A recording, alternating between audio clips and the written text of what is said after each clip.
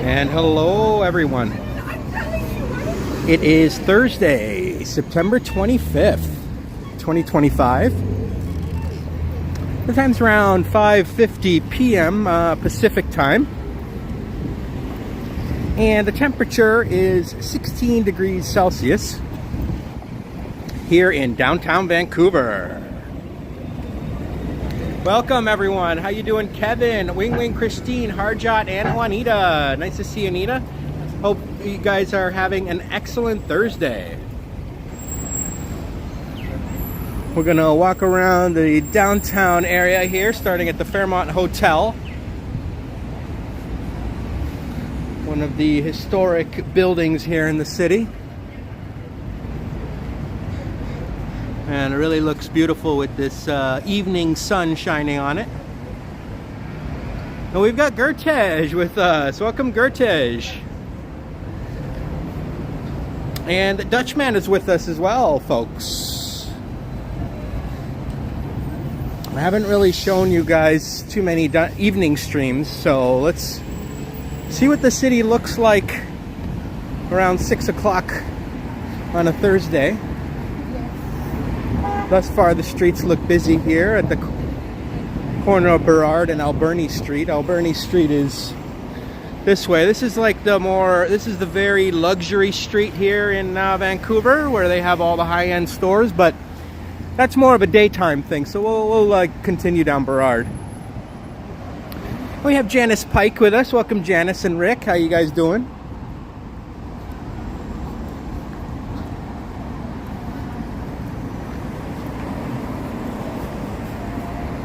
Some high-end store here. Looks like they've got some nice handbags and leather jackets.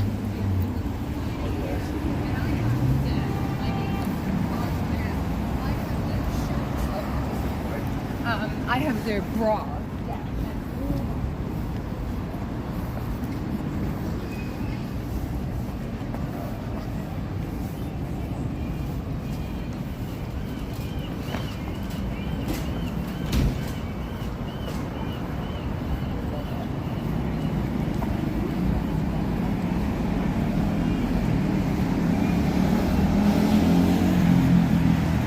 It looks like the Adidas store across the street.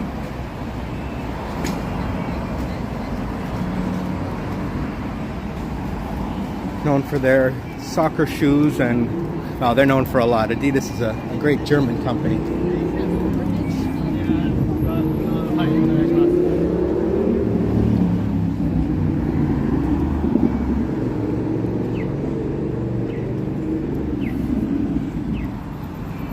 Looks like there's something going on down here. Let's go check this out. I didn't know this was happening, but I see a festival of some sort here, or a marketplace, or something going on.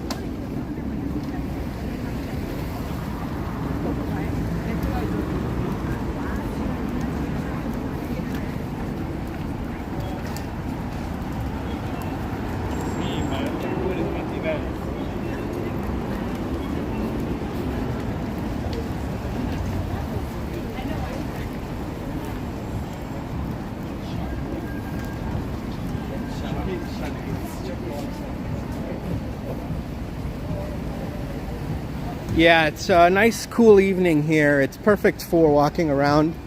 Not cold, not hot. Some Vancouver hoodies here at the Roots store. Roots is a very famous Canadian clothing company, very popular here in Canada. We've got some sort of festival here on Hornby. Hornby and Robson.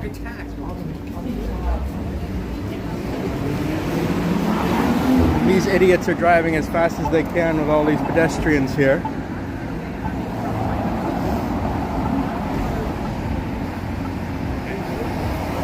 And we have Marg with us. Welcome, Marg. Yes, we're downtown today. We're on Robson Street. We're going to check out this little marketplace here that I didn't know about, but I just spotted as I was walking by here.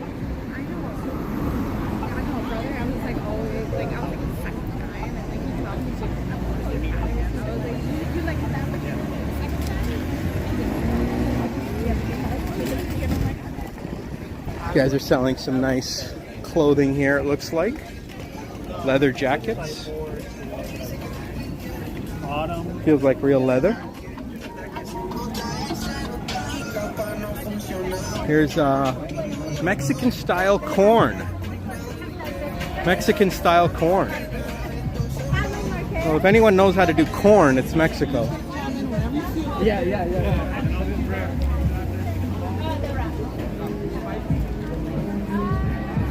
Got some jewelry here, the Karma Collective. Some little planter thingies. Very cute, very cute. You got succulents in there? Yes, that's nice. Succulents are very easy to grow. They don't require much water at all, if any.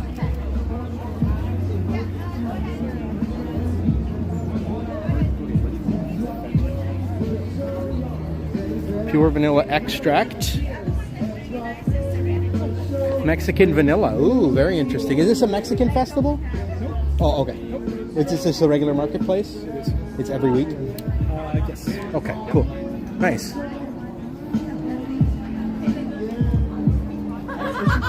This is a weekly marketplace that they have here. They used to call these farmers markets, but it's not always farmers here, you know, it's just a lot of different types of stuff sometimes. Got some live rap here.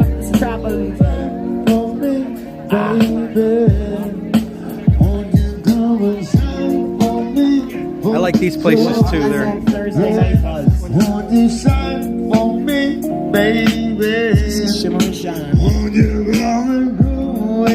Excuse me, y'all. Excuse me.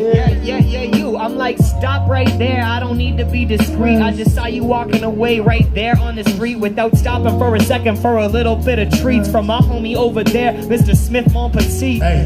How you doing, baby? Hope you're doing fine. If you not got some wine, I could... This is freestyle rap. It won't be copyrighted because he's actually making it up right on the spot. Freestyle rap's not that easy, but once you get good at it, like he's good at it, obviously. Hello, Justin. Welcome. So we've got our version of vanilla ice here in Vancouver. This looks more crafts rather than food, but there is some food here. There's a couple food trucks. We saw that one over there with the Mexican corn, and now we've got Brad's Burgers. Brad's Burgers here. And a chicken place too.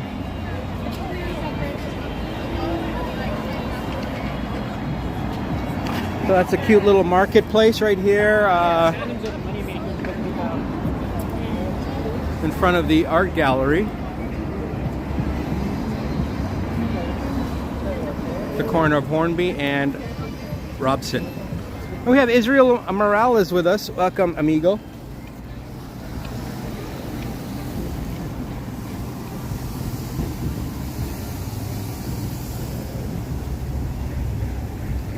And Sport Check. Nice big Sport Check store there. Looks like it's multiple floors. All kinds of sporting goods there. Janice loves fruit and vegetable markets. So do I. I really do. It's nice to get fresh fruits and vegetables from those places. They're not that cheap anymore, but it's still fun to go shopping at those places. You can get like fresh honey. You can get fresh, you know, other items like they'll make jams, stuff like that.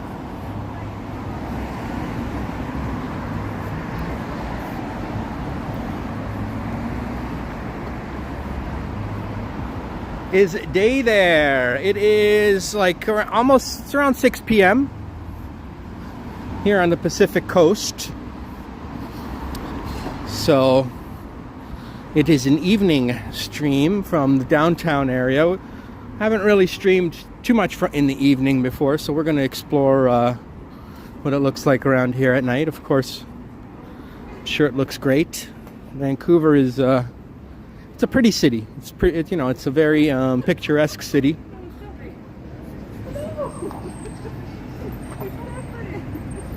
We've got David with us. Welcome, sir.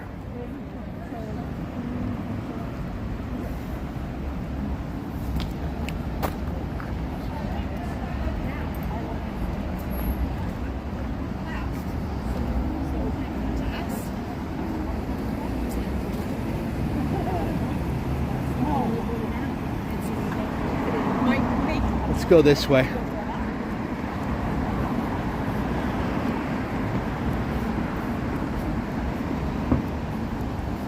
Got the provincial court here. And Ethan's with us. Welcome, Ethan. 9 o'clock over on the East Coast. That's right, Janice. I'd like to... It's a little strange being 3 hours away, right? Especially when you're watching sports and stuff like that, like the Blue Jays game should start at 7 o'clock, but here it starts at 4 o'clock. Who's going to watch a Blue Jays game at 4 o'clock?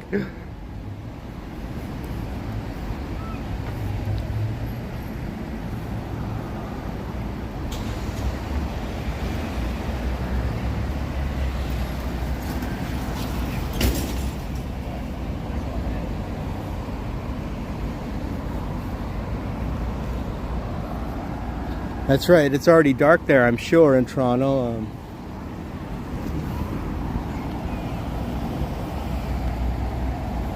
Zubu Ramen Sushi Bar.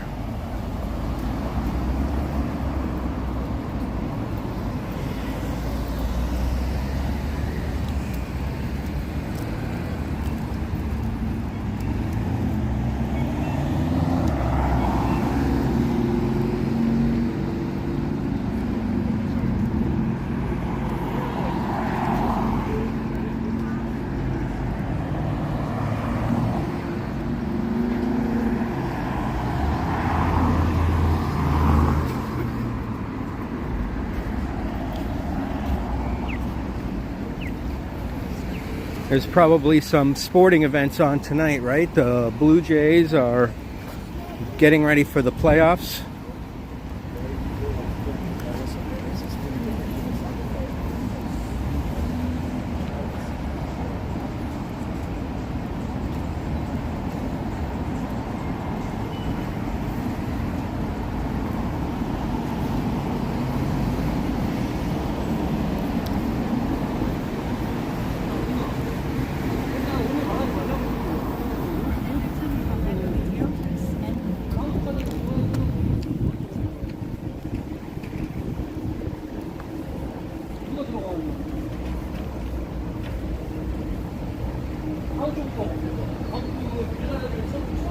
And we've got Brad Palmer with us. Timescales coming in from San Francisco and Medano. Welcome everyone to a live stream here from downtown Vancouver on a nice September evening. Perfect temperature for walking around.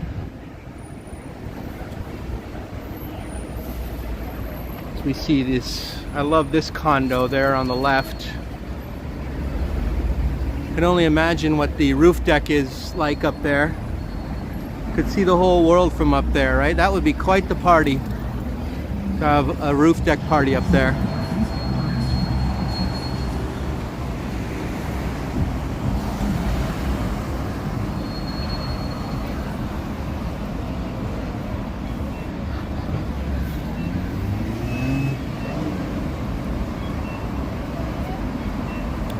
And Chris Knapp is with us. Welcome, Chris.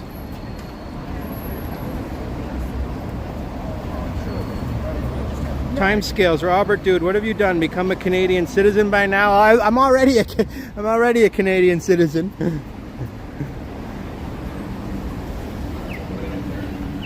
I was born in Toronto.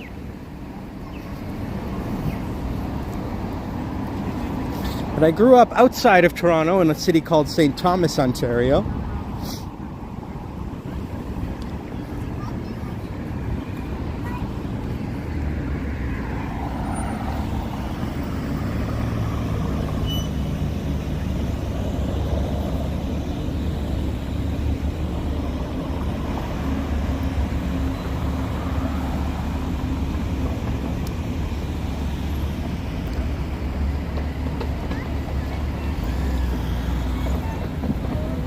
Look at this guy.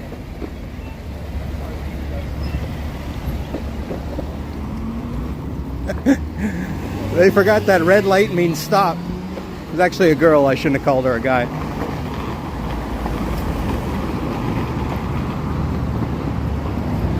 This is the IGA grocery market here.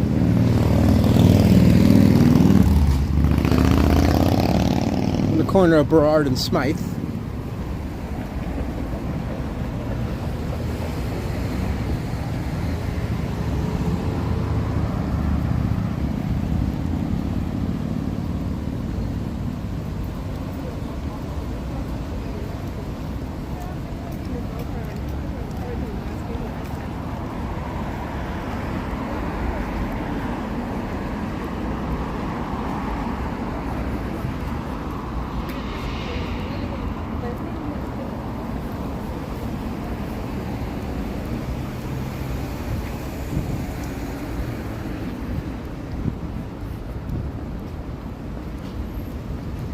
This is where we have the these twin churches that are right at each of these corners. They look exactly the same. Like they got the same stone, same kind of architecture.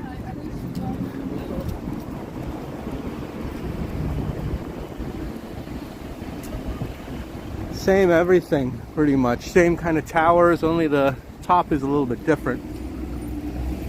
It's like, what did they have? Like a buy one, get one free on building churches?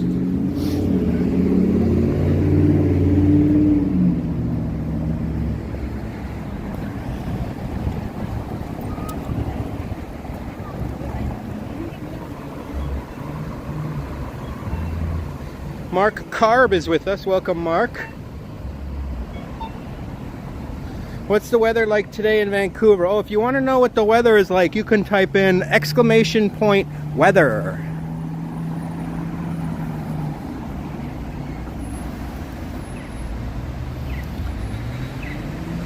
Yeah, they both look like castles, right? It's like, why did they have to build two exactly the same right beside each other?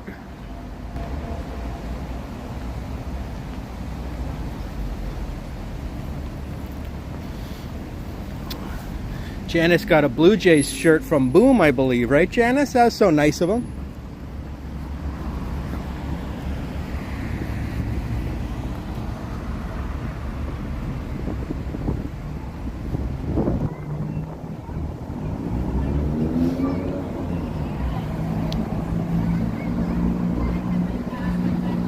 .61 degrees Fahrenheit. This is very San Francisco type weather today.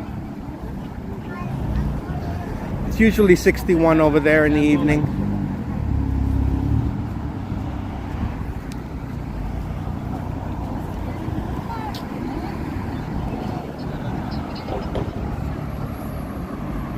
This is the Center Hotel. Janice says her church lacks people. Yeah. I think that's probably the same with most churches nowadays. Not as many people go.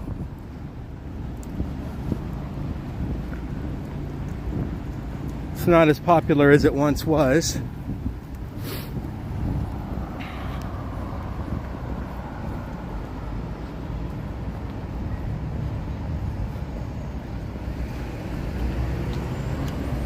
There you go, time scales. And this is St. Paul's Hospital. St. Paul's Hospital. Old school hospital here in the heart of the city. Very nice brickwork.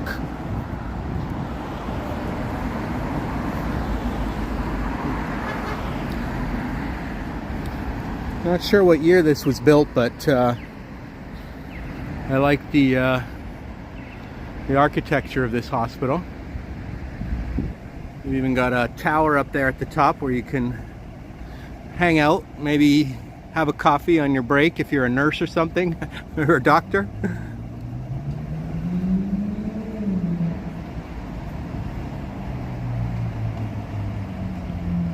And we have a $7 super chat from Mark D. Get yourself a snack, Robert. Thank you so much, Mark. I will. Appreciate you.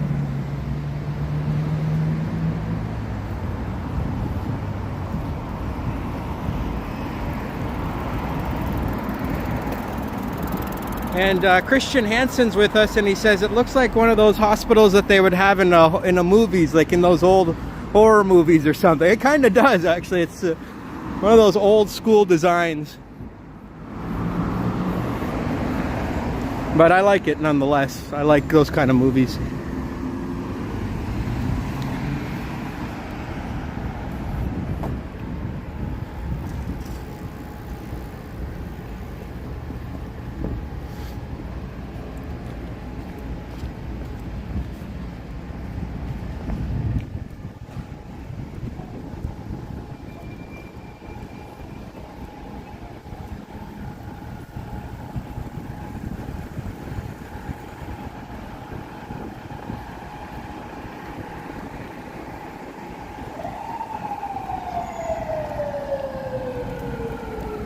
This is called Siemia Lane.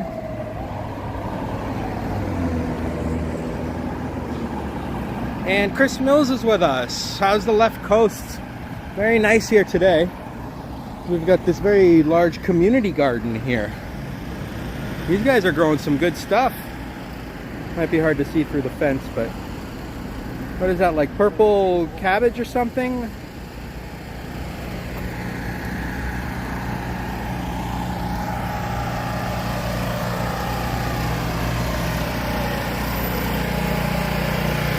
This part of Vancouver is quite beautiful. I agree, it's a very nice part of the city. This is downtown. We're on Burrard Street. Burrard is one of the main streets here downtown. I haven't really walked down Davie Street much. Let's go check out Davie Street.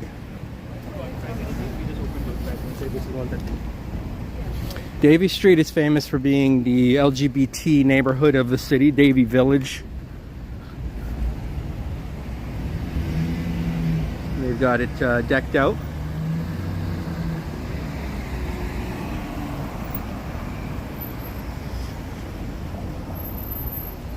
The zoom on my camera is a mess.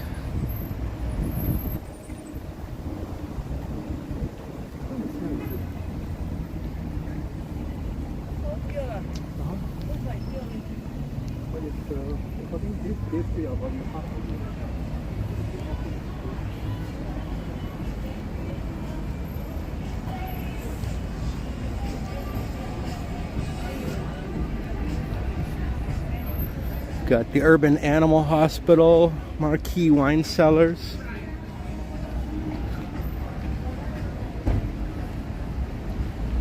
Some nice bars with outdoor seating here.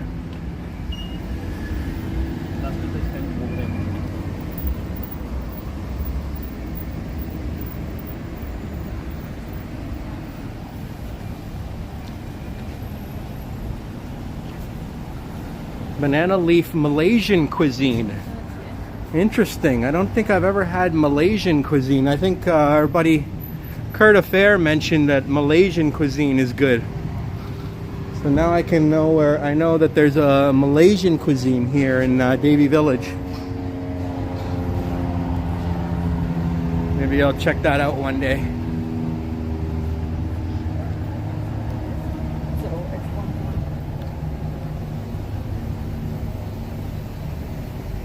Brad says he picked that plants up after his live stream yesterday. I'm not sure if I saw the end of your live stream, Brad, but I did watch some of it. You were walking around in a very nice residential neighborhood.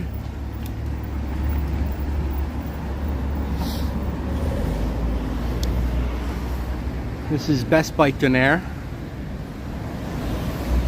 Donairs are basically shawarma, I believe. I don't think there's much difference between the two. I could be wrong.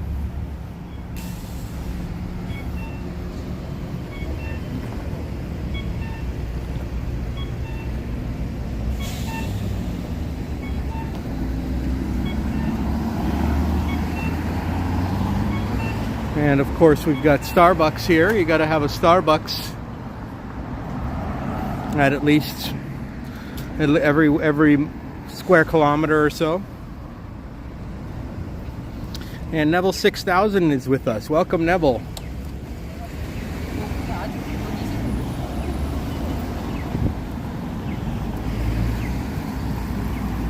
So we've got the store called Transylvanian Traditions.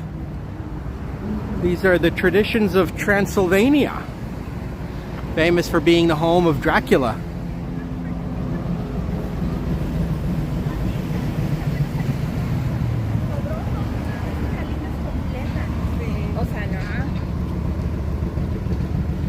Neville's asking, what part of town is this? This is downtown, Davie Village. This is the LGBT neighborhood of Vancouver.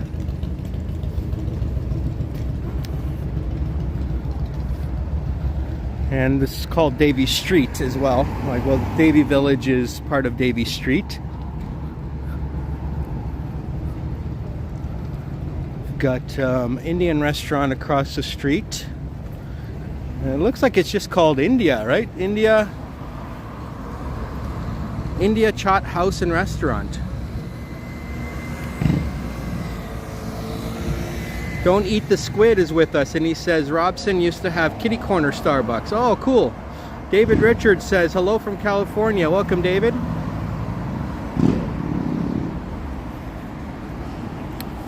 We've got the Gurkha Himalayan Kitchen, also Indian. Oh no, this is actually Nepali and Tibetan cuisine. Nepali and Tibetan cuisine. Ooh. I remember going to a Tibetan restaurant in Boston many years ago. It's pretty good. Of course, they've got KFC, finger licking good. Deals under $5. No, not bad. You get a chicken sandwich for $3.99. Small little slider, it looks like, though. I don't know how many of those you'll need to fill you up. Probably 2 plus some bread, plus some fries. Chris Mills says, sounds interesting. The Nepali and Tibetan food? Yeah, it does. You don't see that much either. So we've seen Malaysian, Nepali, and Tibetan food on this street. So this is a happening place here in Davie Village. It's the first time I've did a lot of roaming around here. I always kind of cross Davie Street whenever I'm downtown, because downtown's not very big. Like, I can walk around the whole area in like an hour and a half pretty much. I mean, if you don't include the West End, I guess. But there's the House of Dosa. Dosas are very delicious. House of Dosas right here on Davie Street. Dosas are a South Indian dish.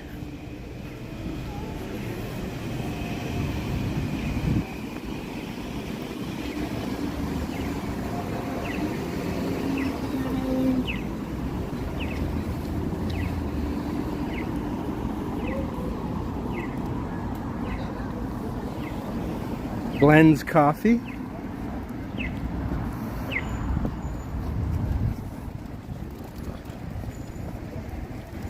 Another donaire place and a cannabis shop.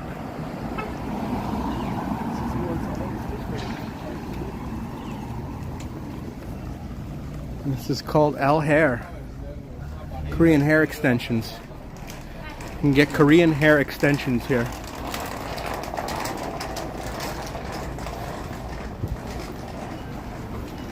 Don't ask me what a Korean hair extension is.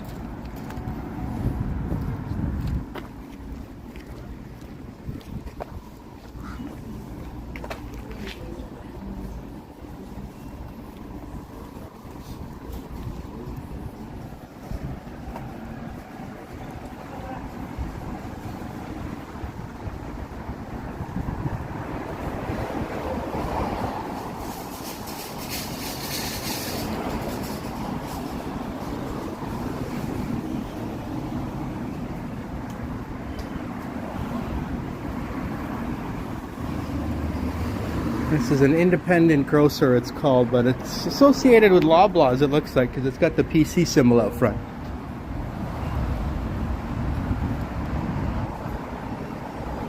Pigtail, says Janice. Kim Jong-il's hair style, yes. Carpo says, good day. Is that Carpo Brodus? Welcome, Carpo.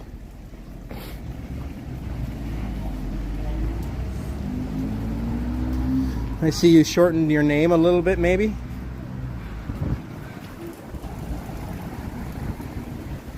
We've reached Jervis Street. Let's see. I guess we'll keep walking a little bit more on Davie.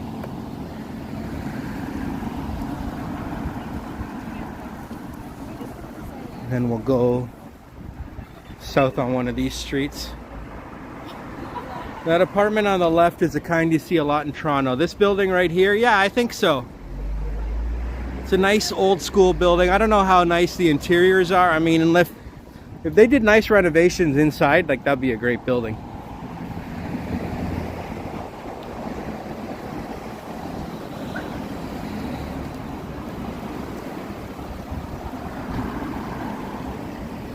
It's a more Indian restaurant across the street, and a barber shop, and Al Chili, Mexican snacks and pastries. Mexican snacks and pastries. I wonder what they would have there.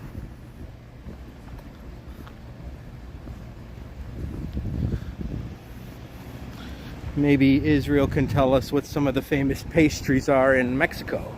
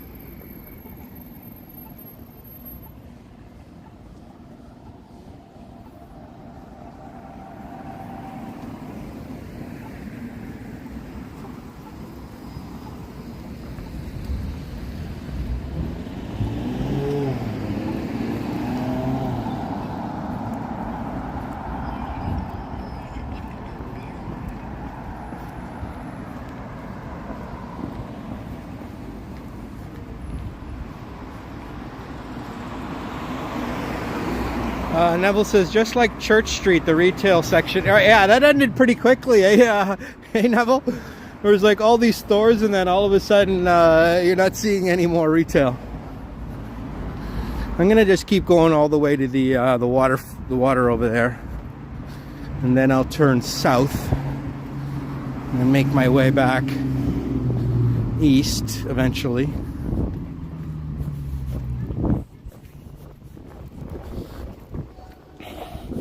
Last time I was in Toronto, I walked down Church Street during the Pride Festival. It was quite the bustling event.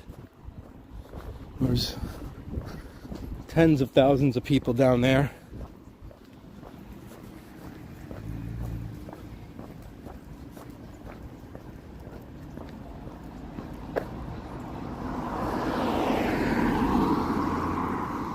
This is called the Mansion.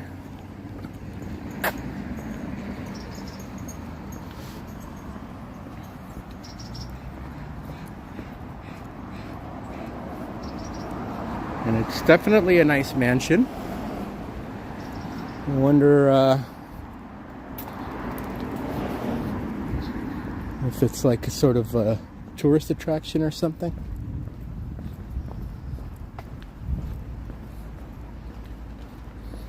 Oh, it's private property. Okay.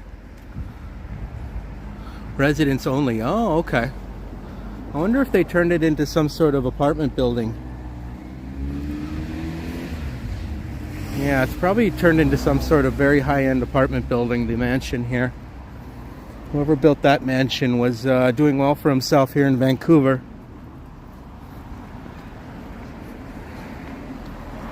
Pretty nice, eh, Chris? You don't really see that kind of architecture too much here in Vancouver, right? Like, not like San Francisco where you see like mansions every 2 feet over there in Pacific Heights or Seacliff or whatever. There's so many neighborhoods full of mansions.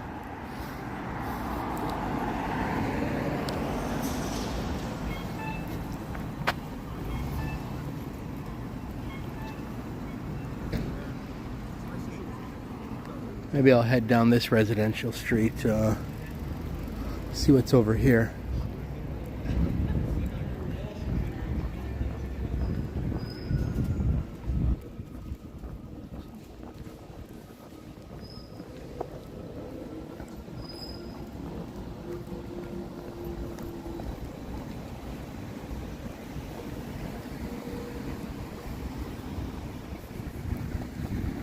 These are one of the many laneways or alleys we call it. I don't know. I think they refer to them as laneways here.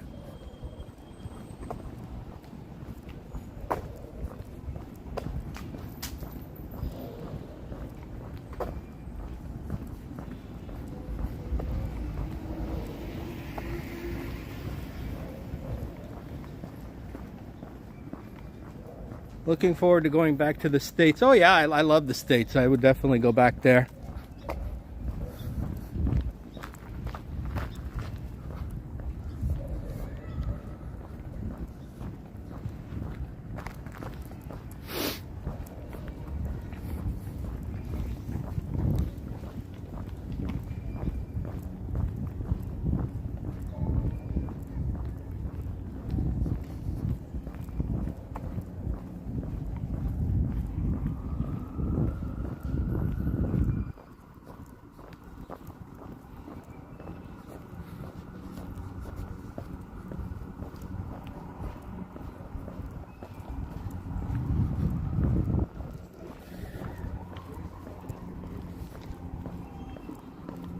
Just gonna tie my shoe here.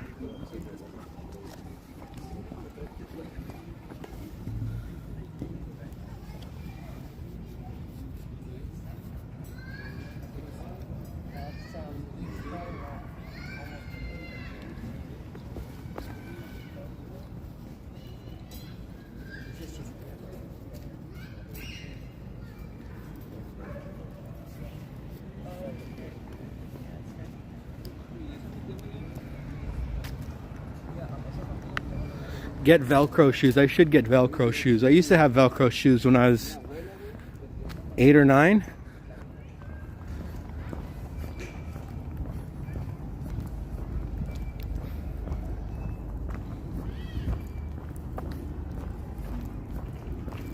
Let's see what's on.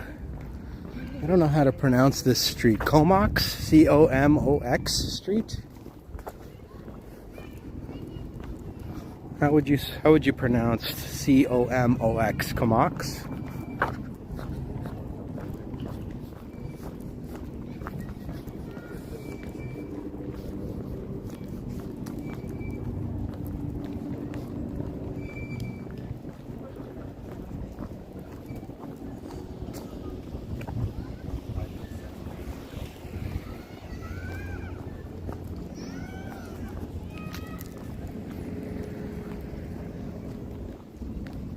Comox? Yeah, Comox.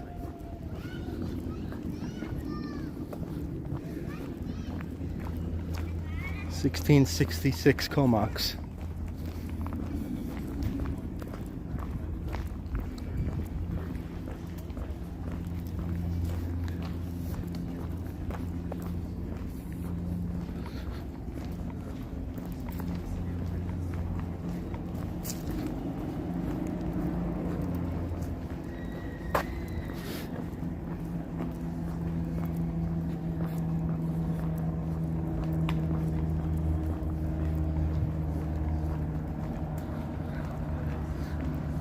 Yeah, Marie's lurking, Gertich. You don't always have to chat. It's okay to lurk.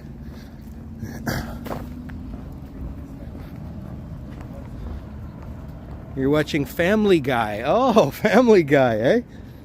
I haven't seen that in years.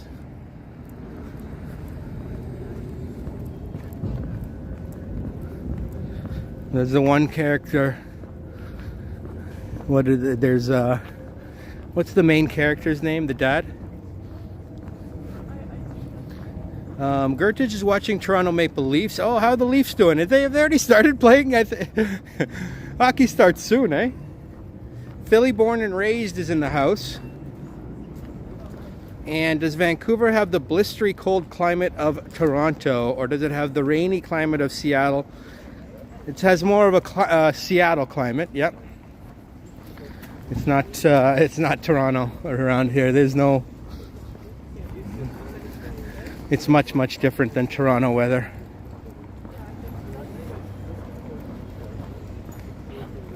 Oh, the Blue Jays. Yes, Chris Mills. What's the score of the Blue Jays game?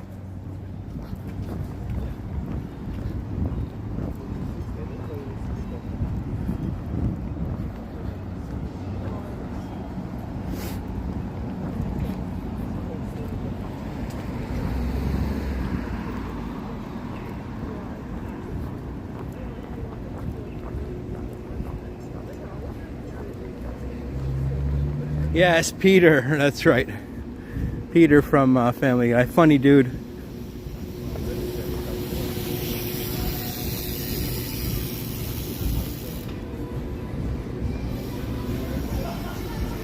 This is Burger Zogali.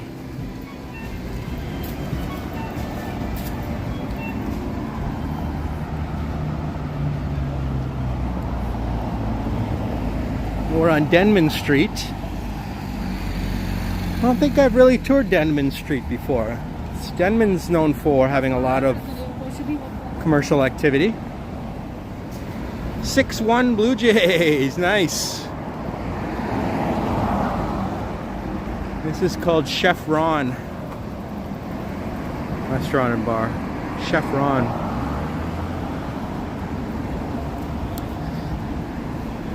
And there's a Burger King here. I haven't seen too many Burger Kings in the Metro Vancouver area. And there's an Anytime Fitness there. That's actually my gym. I've never been to that branch though. I've only been to one branch, but we're allowed to go to any branch. There's a lot of Anytime Fitnesses in the city.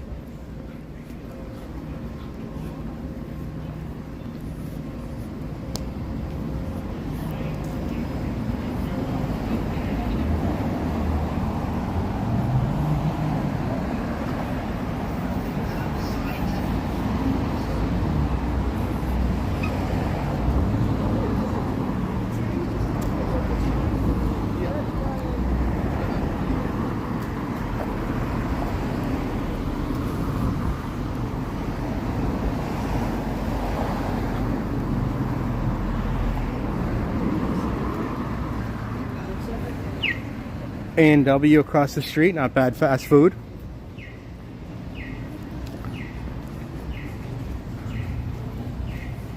This is Ayub's Dried Fruit and Nuts. You can go nuts in there. I wouldn't tell everyone that you can go nuts in there. You know how Vancouver can be.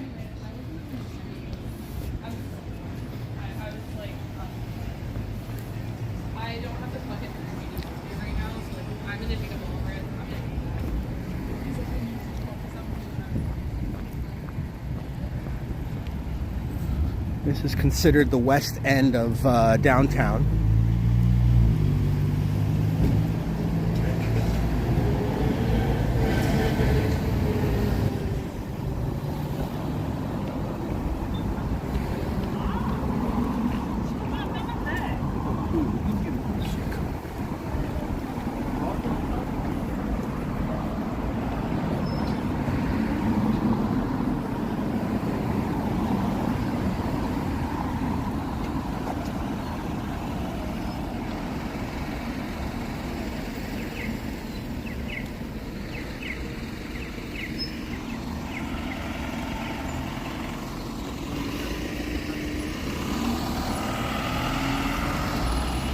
Yes, please remember to hit the like button and subscribe if you haven't already.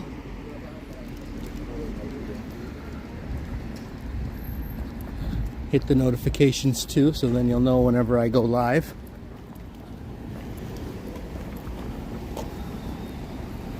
Feel free to sign up for the memberships too if you'd like. King George Secondary School. King George. I believe there's been 6 King Georges.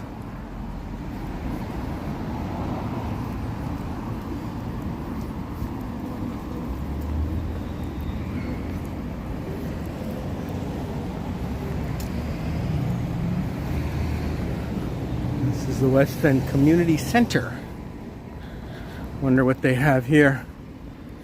And this looks like a little branch of the public library. Probably more kids' books and stuff here.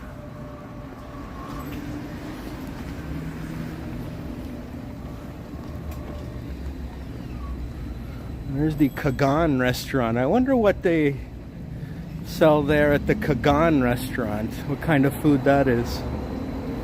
So I'm gonna quickly check that out. That's an interesting name. Is it Persian maybe?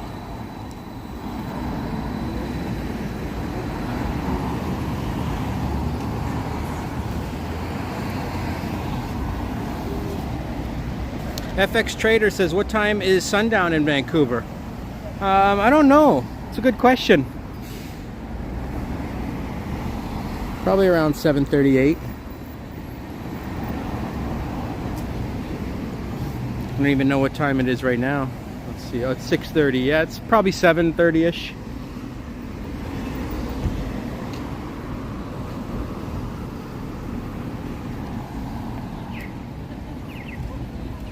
I don't recognize the writing here inside the Kagan restaurant.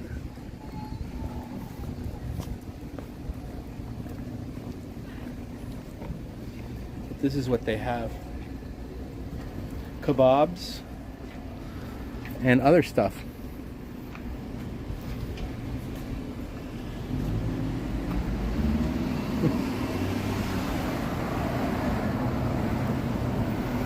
I like my kebabs.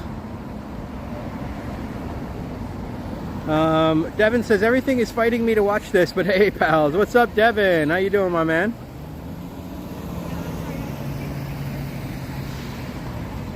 Because I'm so sad that we can't go biking.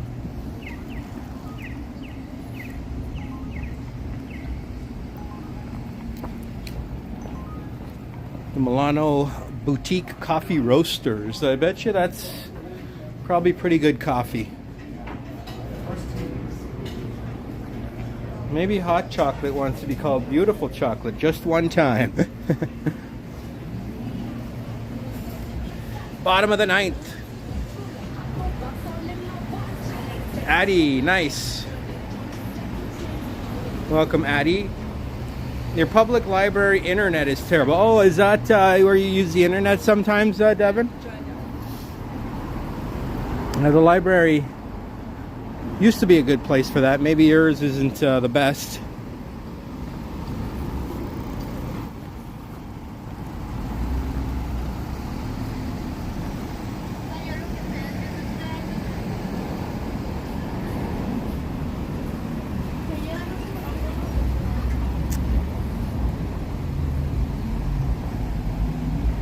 This is the Ukrainian Village restaurant. Ukrainian Village restaurant. Maybe we're in sort of the Ukrainian area right now. The Toronto Maple Leafs won. Nice. Devin could go for any coffee, even pan roasted. Do you sometimes roast your own coffee, Devin? Are you that hardcore, bro? Like how they used to do out on the frontier? They'd buy the green beans and they'd roast them themselves.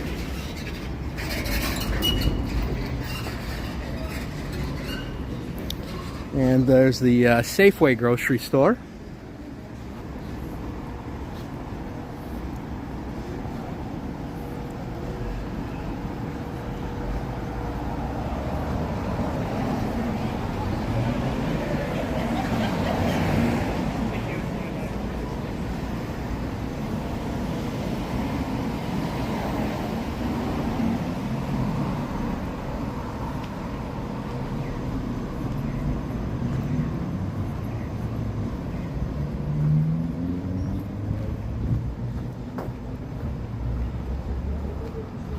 Oh, you guys are getting a lot of rain in Toronto. Yeah, Janice mentioned that. That's okay. It happens once in a while. I'm sure we'll be starting to get a lot of rain here in Vancouver. We haven't had much since I've been here. Since May. In May it rained for like you know, for like a week, not even a week, for a few days. And then didn't really rain that much this summer, like during the summer. Now we're already into the fall.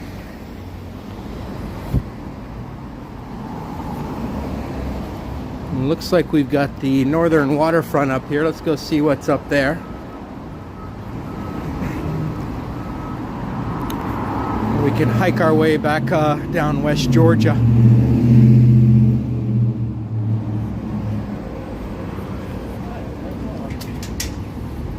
Can't cross here though.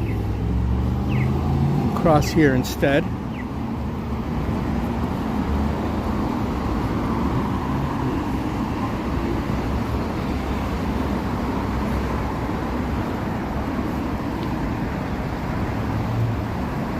And we've got Yoshi with us. Welcome, Yoshi.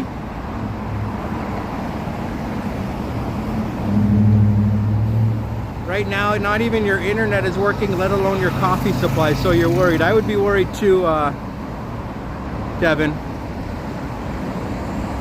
When the coffee goes away, then it's wartime. And I should get used to no coffee. I don't think we're quite in wartime just yet, but coffee prices have been going up, like for buying beans and stuff.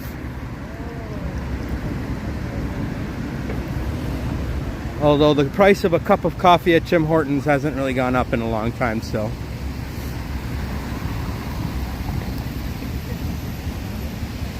They probably have, they probably buy in bulk and have a good margin on their coffee.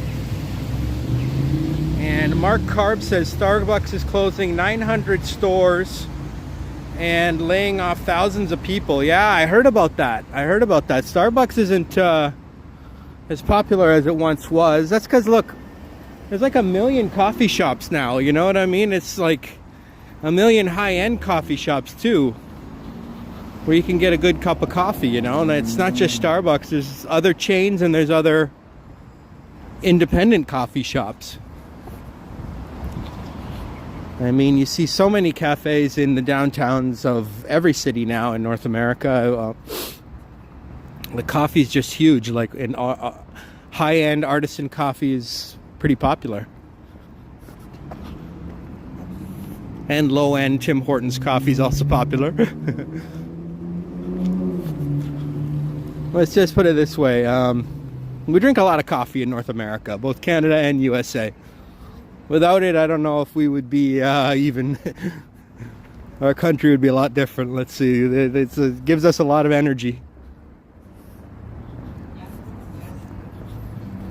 So I can go left to Stanley Park or right to Canada Place. I'll be going left. Tim Hortons actually owns their own plantation. That's why their coffee prices are stable. Well, that's pretty smart. To buy a whole plantation, and then you don't have to worry about buying it from the marketplace. As coffee prices go up, you can just supply it for yourself. We got some beautiful yachts here. Yes, we'd be a much sleepier people, exactly. Coffee started getting much more popular after the famous Boston Tea Party in 1775, I think it was. 1773, something like that.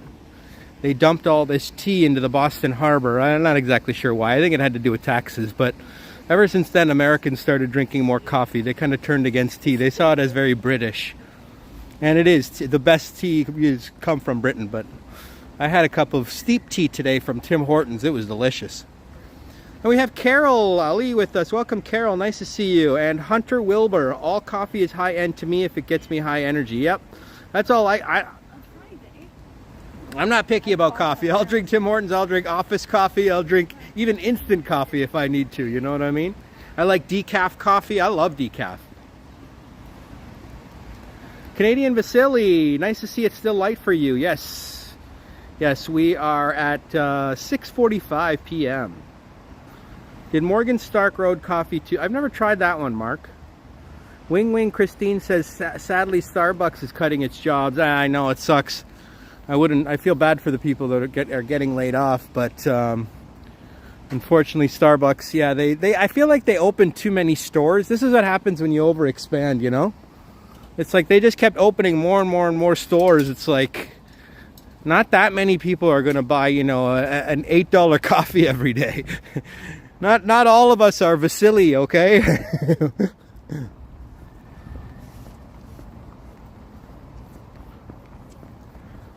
That's the problem with franchising. That's the problem when this happens to a lot of food places. They expand too fast. A lot of businesses. There's this great channel I've been watching on YouTube. Michael Girdley is his name. That's the name of his channel and the name of him. And he does videos about which businesses and brands that have like failed, you know, recently. And he did like Starbucks hasn't failed, but he's like, why has like not failed completely, but like why have they gone down? You know, a lot of these businesses, like in terms of revenue and whatnot and popularity. And Starbucks is one of them. He said they just expanded way too quickly. So we've got the Vancouver Coal Harbor Fellowship Bell. Well, isn't this cool? This is a nice, strong bronze bell, maybe?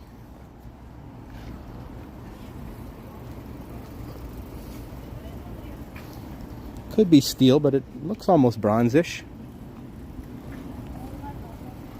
Now, yeah, we're here at Coal Harbor, one of the more high-end areas of the city. As you can see, all these yachts are not owned by the poor people of the city.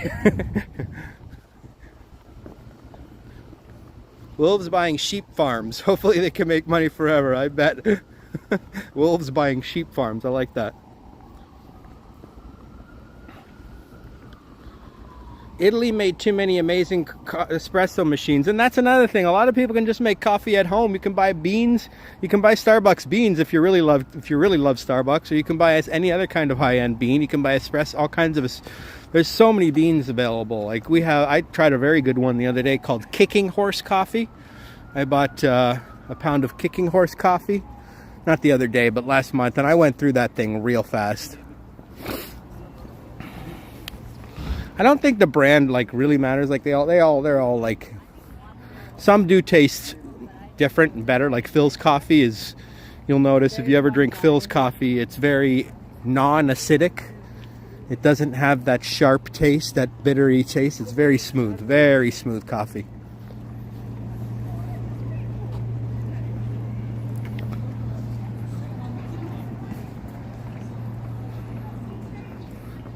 We've got the Lift Bar and Grill view here. I imagine this is one of these very nice high-end seafood restaurants here on the water. We have a beautiful view of the Vancouver Harbor.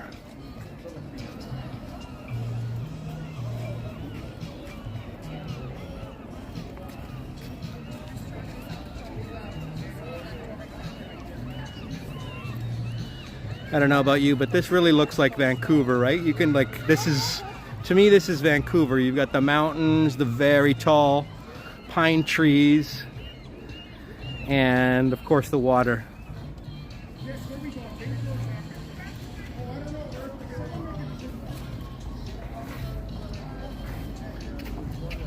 Tim Hortons is a regular thing these days. Convenience and lots of food options. Yeah, they do have, Tim Hortons has lots of food options. A friend of mine went to Ethiopia and brought back coffee butter. Wow. Chris says, Jay's win. Nice. Addie says, Kicking Horse is one of my faves. Oh, you've tried it, right? It is good, right? It's a good coffee. You can tell it's different than Tim Hortons or any other cheap coffee. It's a good brand of coffee.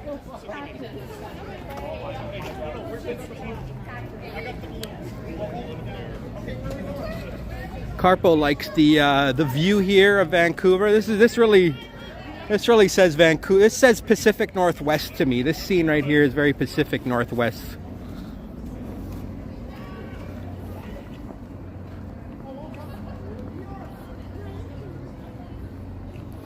So Mark Carb, it looks like you may have changed your username. You're going by a different. You used to be known as Carl Roth, I believe. So welcome, Carl or Mark or. I can always tell, not just by the thumbnail, you obviously have the same thumbnail, but also by your jokes and your comments. No one can hide an alias from me, okay guys? I already went, if you use an alias, I'm gonna figure it out, period. Sorry. Not that Carl's trying to hide anything, I'm just saying.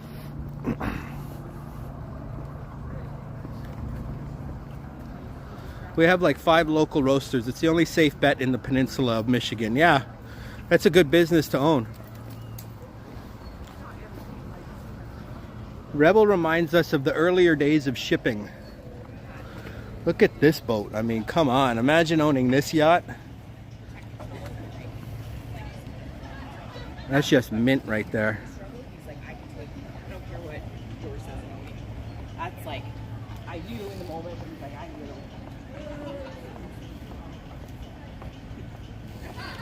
Just going through the chat here.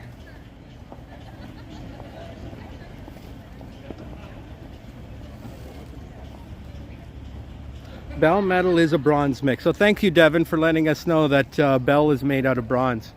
Addie Love, 279 super sticker. Thank you so much, Addie Love. Welcome, sir. 279. Appreciate you, my friend. All of those boats are owned by cannabis owners. I don't know, man. I don't think cannabis stores are actually doing that well. There's the marijuana industry is kind of... they did the same thing as Starbucks. They opened way too many dispensaries. Way too many. And they open way too many cannabis farms. Just because you legalize it doesn't mean everyone in the world is going to start smoking weed, all right? It's more of a social and cultural thing. Whether it's legal or not doesn't encourage people to smoke weed. We never really cared if it was legal when I was young. We were still smoking weed whether it's legal or not. We didn't give two shits whether about that. You see the Vancouver skyline nicely here.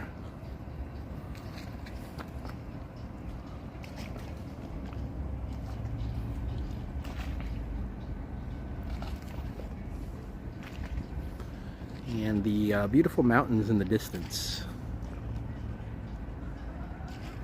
They were already smoking it. Exactly, you know what I'm saying? Like, just because you make it legal doesn't mean you're going to have a million new weed smokers.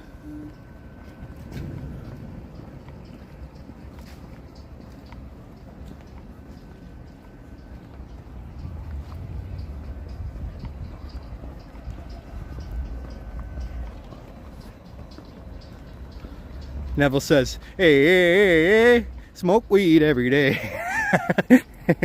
Famous line from Dr. Dre, of course. I know that one very well.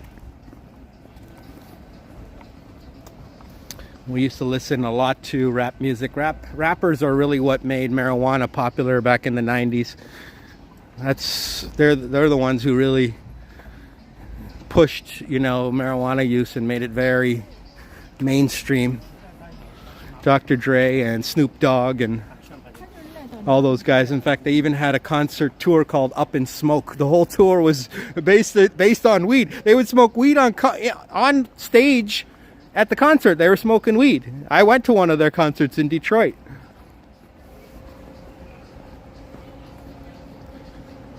Carol says, when I left Ontario in 1997, there was a donut shop on every corner. In 2010, they are mostly gone. Now it's cannabis and mushroom shops. That's right. That's true. Good observation, Carol. Mark Carb says, Vancouver Harbor is amazing. It is. This is a very nice area right here. I mean, these are some beautiful boats.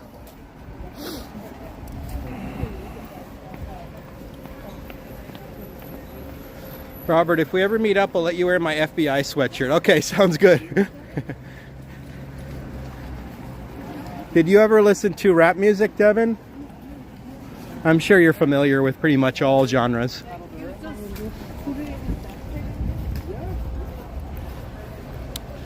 Chris says, marijuana getting much better made marijuana more popular. Well, that too. But,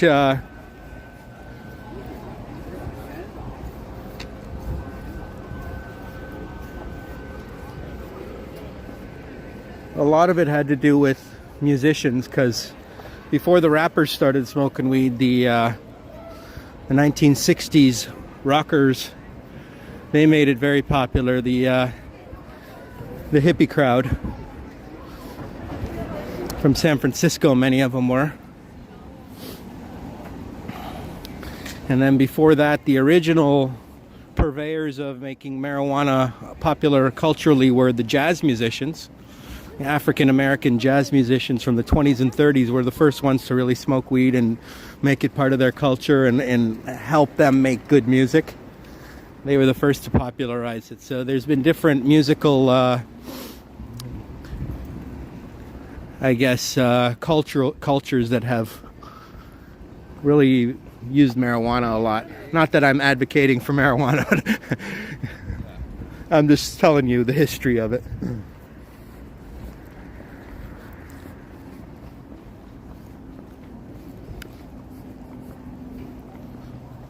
Jazz lattice, yes. Jazz was, a lot of it was made with people that were a little bit stoned.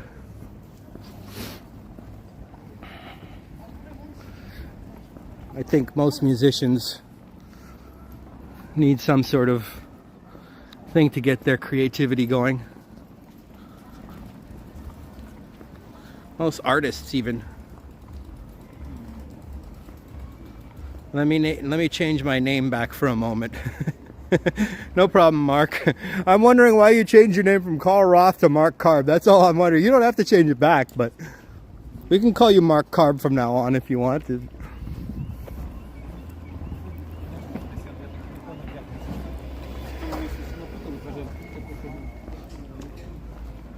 Chris says, thanks for the walk. This is nice. Thank you. I like this. This is, I haven't really walked through this area before, so this is very nice. This is the Cole Harbor.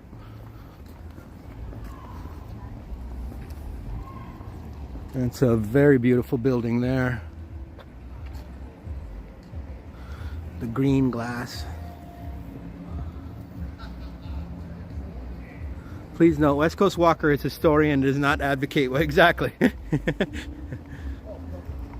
I miss the sea lions. Yeah, we have this over. If this was San Francisco, there'd be a whole platform full of sea lions.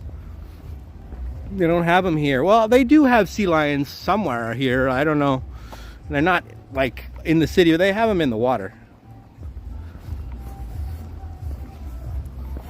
You can see seals and sea lions and stuff sometimes, I think, here in the Vancouver, even whales. They have them in the ocean.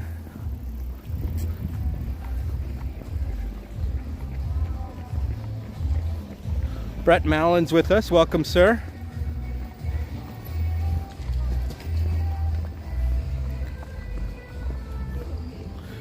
And the Toronto, yes, Toronto won. That's awesome, Gertich. Toronto is doing well this year. But you're just supposed to take it one game at a time. Don't think about what they could or could not do.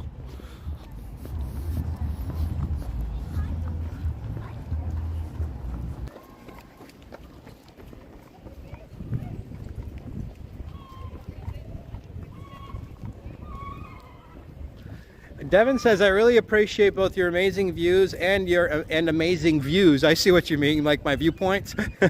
You are by far the most interesting man to talk to on YouTube.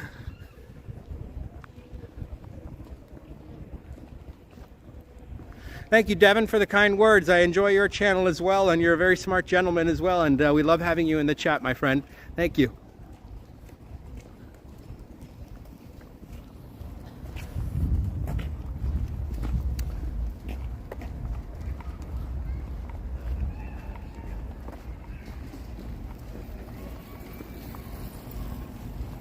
This is called Harbor Green Park.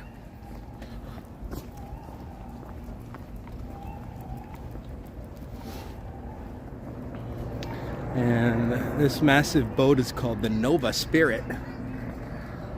I don't know what that would go for. Millions of dollars.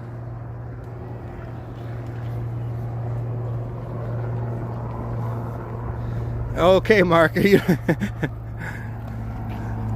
Yeah, you can't change your name a lot on YouTube because they don't want people, you know, is changing their name every day and controlling people and stuff. I'm not saying Mark/Carl is a troll in any way, shape, or form, but there are other folks that have been known to troll under fake names here in our community. So we look across the Vancouver Harbor to North Vancouver. Well, it's actually more like West Vancouver. I'd offer you a beer, but it'd be warm by the time my drone made it to the Nova Spirit. That's a good one, Devin.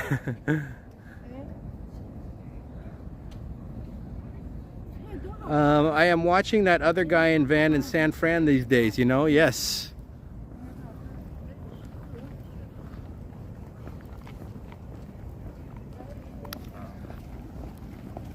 We are happy to look after her.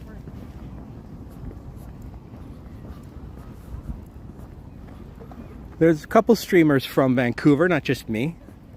Jerome Forrest Wood and Go Go Go have channels, and they do a lot of collabs like together as well. They're married.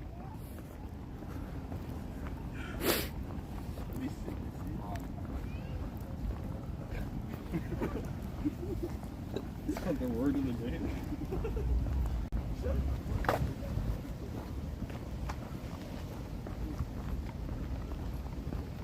If you ever take the Via Rail back to Toronto, they serve beer at 1 o'clock every afternoon for free. But I know you got to try out different brands. Oh, that's a good deal. I don't know if I'll take the train all the way back to Toronto from here.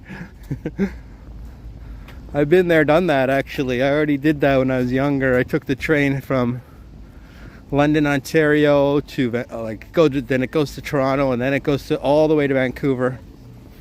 Then I went all the way back to Toronto, and then I didn't even go back to London, Ontario. I went to Montreal, and then I finally went back to London. So it was a very cross-country, cross-Canada trip for me.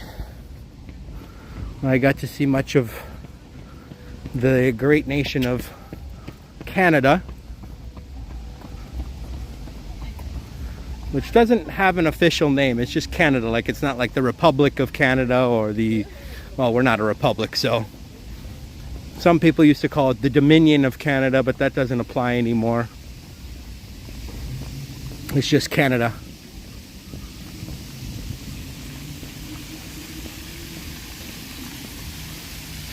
Got this cute little water fountain. Everyone likes the sound of water and also kind of what it looks like when it's sprinkling.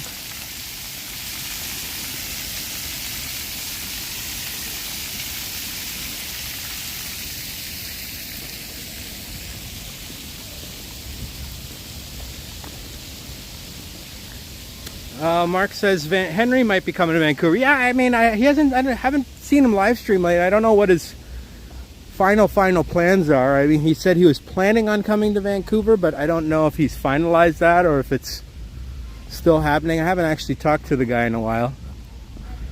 I should definitely reach out to him and say hello. I don't know. He said something to do with his work. Might not be able to make it happen, but it would be cool if he could, if he did. We got a nice green space here to come and chill by the waterfront. Very, very nice, relaxing sound, eh, Juanita? Carl says, I'm in London, Ontario right now. Oh, you live in London, Ontario, Mark or Carl or whatever. Whenever I see that Canadian flag thumbnail, I'm thinking Carl Ross.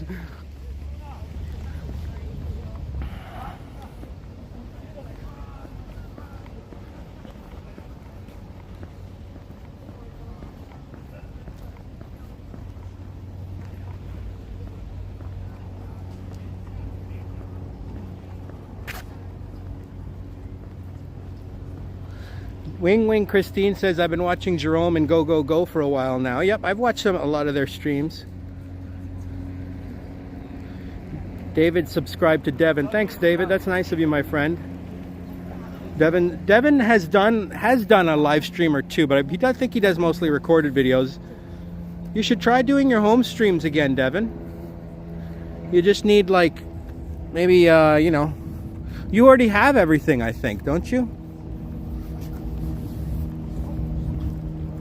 You have like high-end camera, and you don't even need necessarily high-end camera, but I think you have one. I am like to the. I'm like,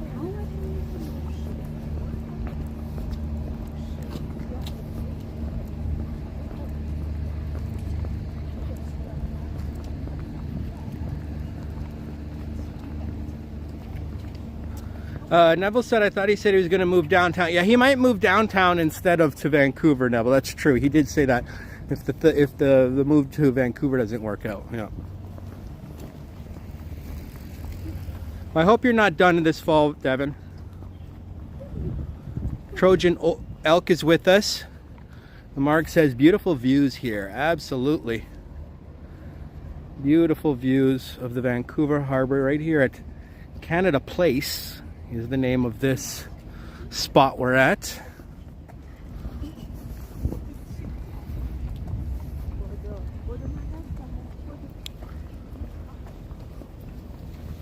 You were born and raised in London. You lived in Toronto for a little while, and I want to make my way back to Toronto. Oh, okay, cool, Mark. Yeah, I was raised in St. Thomas, and I went to Western for many years, and I lived in London for a long time, so I'm very familiar with London.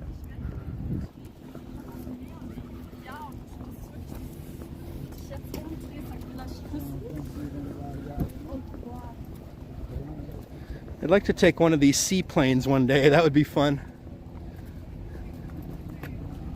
I think you can take one maybe to Victoria.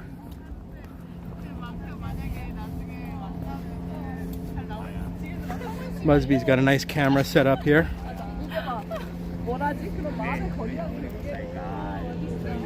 Look straight ahead and you will see a 3.2 hectare island called Dead Man's Island. In 1862, a settler named John Morton discovered hundreds of red cedar boxes attached to the upper boughs of trees, the burial grounds of the Squamish Nation. Dead Man's Island.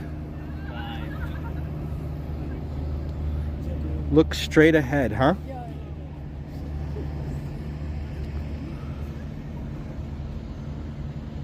Could be that small little patch of ground there. Carol was born in St. Thomas and raised in Toronto. That's right, Carol. You were born in St. Thomas. That's awesome. Believe it or not, London does not have a grocery store downtown. Really?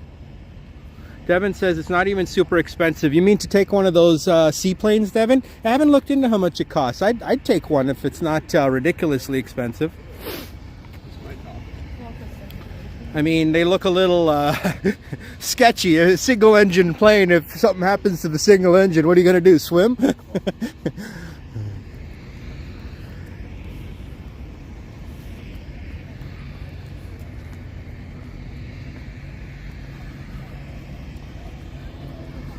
No, I'm sure they're perfectly safe. I'm just kidding. It's just, I've never really been in a single engine plane.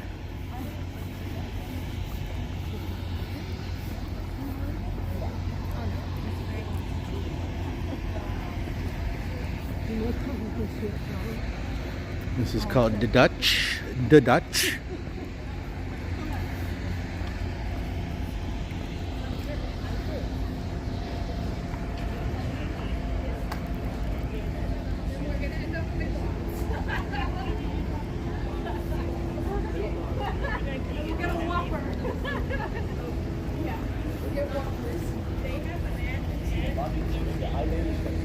This is the convention center.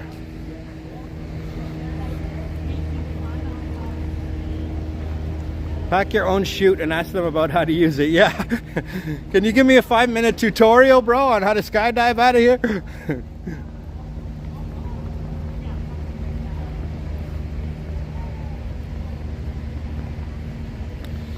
Oh, well, Devin, yes, that's right. You do know how to fly simulation, right? Do you fly real planes as well?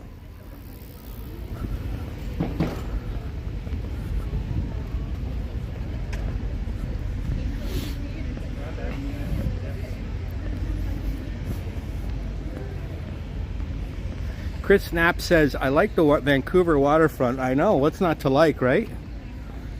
It's a very significant harbor here. And as you can see, there's a massive container port.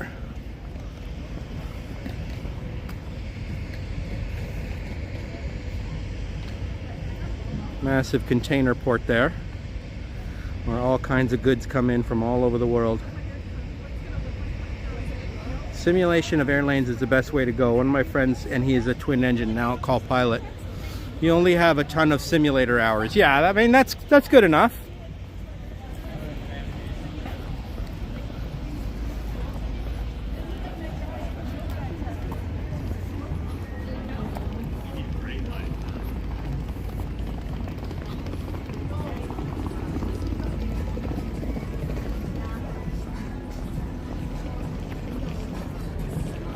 I believe there's something called IFR, Instrument Flight Rules, or something like that.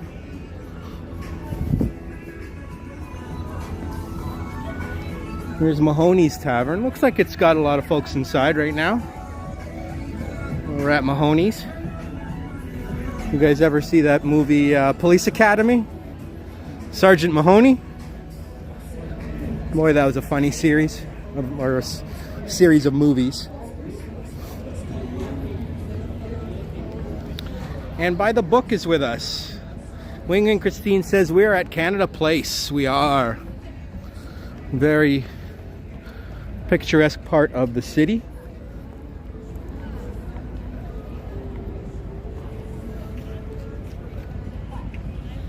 You can only do that for M, yes.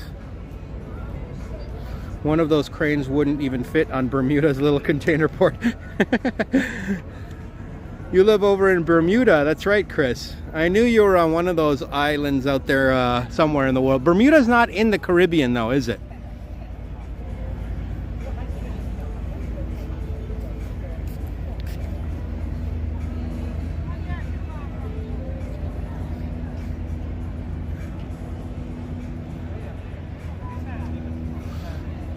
Oh, thank you, Devin, I'm glad you're liking the cinematic views.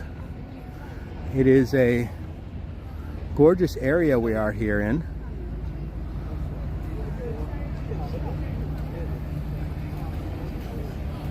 The north part of the downtown core.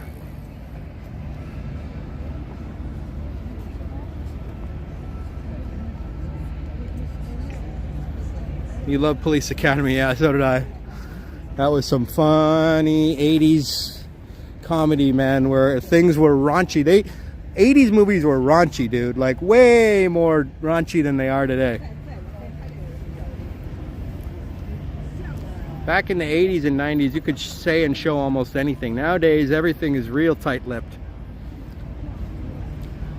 No closest point of land is South Carolina, 600 odd miles in the Atlantic. Yeah, Bermuda's in the middle of nowhere. They got the Bermuda Triangle over there, right? Famous for many flights going missing over Bermuda. The mountains look very cool tonight. Got a little bit of cloud cover over them there.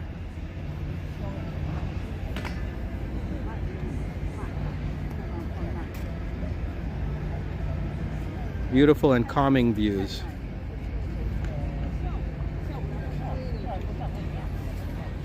Carpo likes it as well.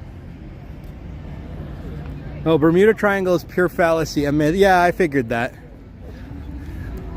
It was just one of those things they, you know, like Bigfoot, right?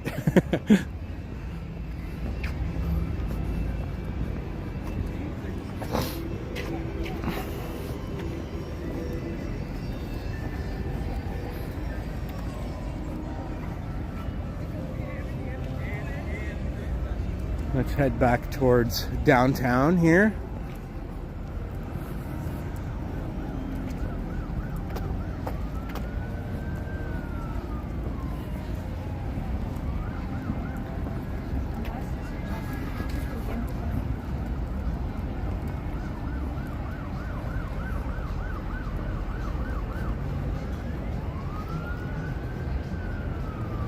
80s movies took risks, absolutely. 80s movies were, let's just say they were much less politically correct than today. Lots of nudity, lots of sex jokes, lots of everything.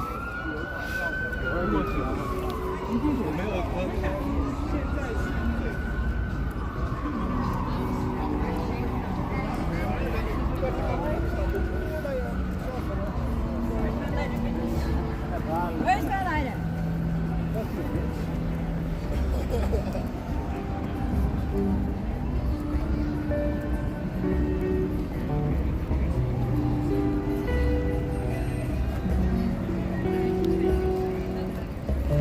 What's up, Mark? Can anyone name this famous song?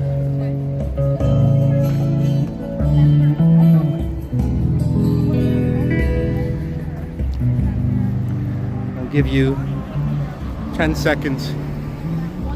Imagine living in a condominium overlooking Vancouver Harbor, I'll bet. That would be awesome.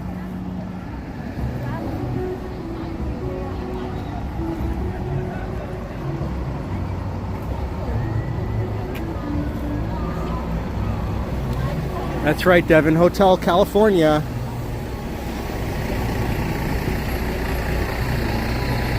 Probably the Eagles' most famous song, one of the greatest bands of the classic rock era.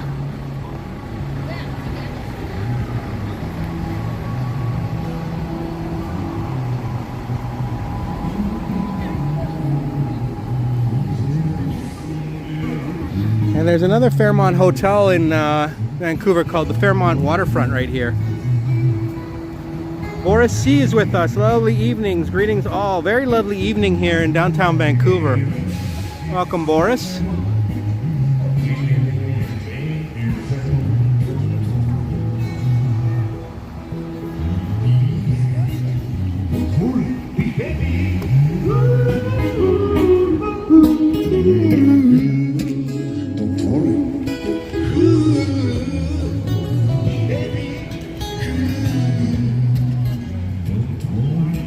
Is that Don't Worry, Be Happy? A little different version of it. And this is called the Pan Pacific Hotel. This looks like a very grand hotel.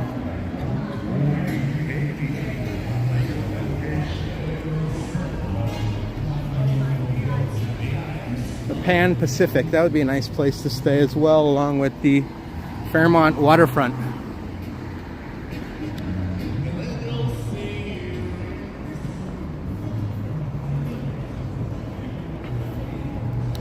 If you ever make it to Grand Rapids, I'll let you take right seat in the simulator. Awesome, Devin.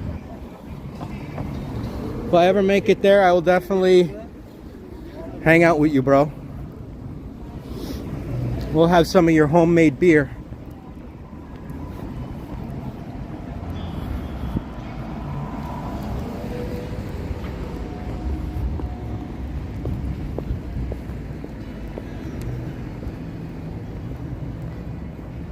We'll get you landing in a little Cessna in no time. That'd be cool.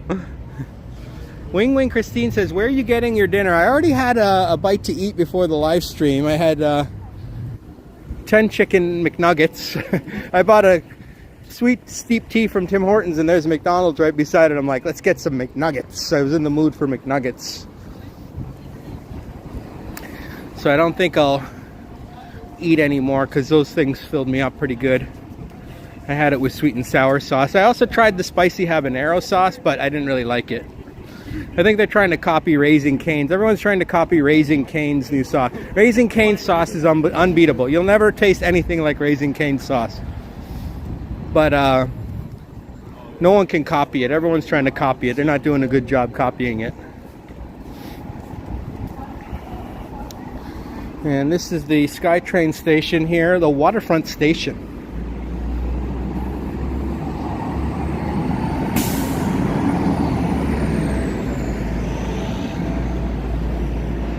Gertish says, I know Ken went to Vancouver. Yes, he did. I believe he went with Megan, with his ex-girlfriend back in the day.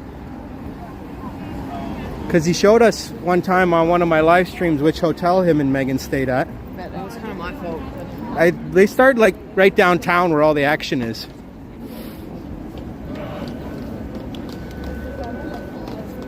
Copy Szechuan sauce. That's not easy either. Is the Fairmont Hotel there, the one that's near the train station, or is that the other one? Yes, there. I started my live stream over by the original Fairmont Hotel. We can go down Cordova. Let's go down Cordova.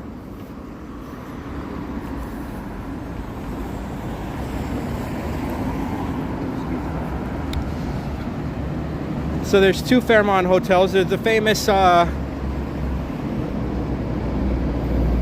one that's like a railway hotel, one of the famous railway hotels that kind of looks, it's got that distinctive copper roof that they all have. That were built across Canada back in the 18 and 1900s. This one I think is from the 1900s, but it looks like it's from the 1800s.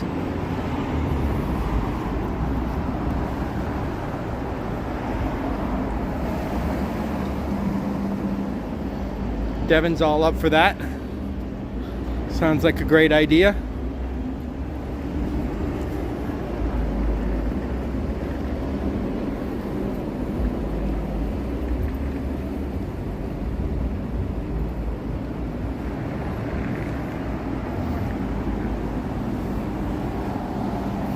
Nice building with some curves here.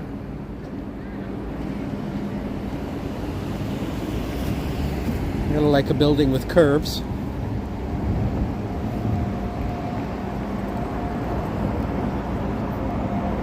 Hey people, use the buttons, eh? Hey! Hey people! Click all those fancy buttons, eh? Christine says that Vancouver looks more stunning at night. It does, right? The lights bring the city more alive, I feel.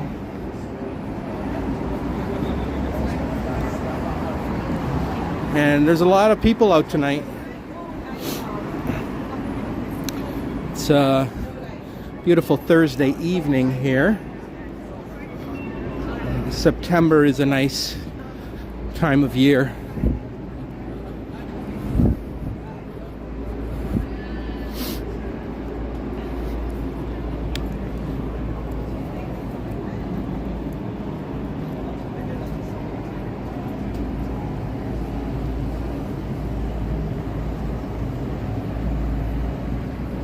The station. This almost. Oh, that's. This used to be a Canadian Pacific Railway station.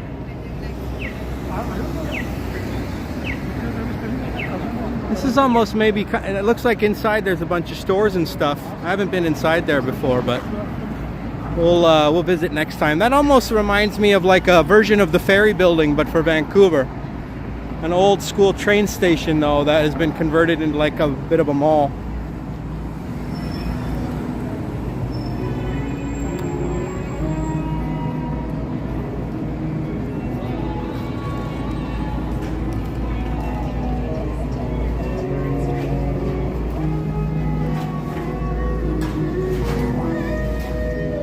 Yeah, gorgeous columns, I agree.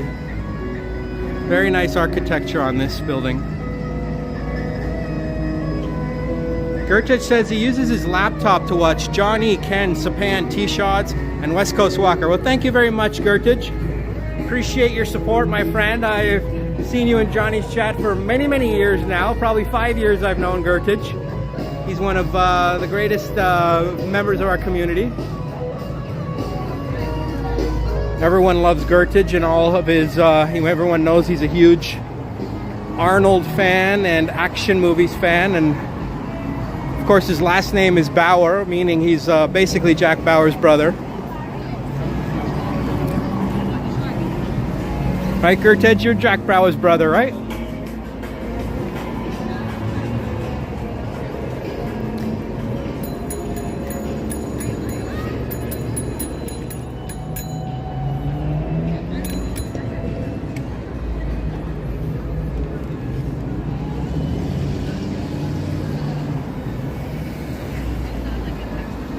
I hope YT doesn't reduce our views because no, you can watch on any platform. Trojan usually watches on his TV. but you're on phone, so you don't see any like button. Well, it's just a thumbs up button.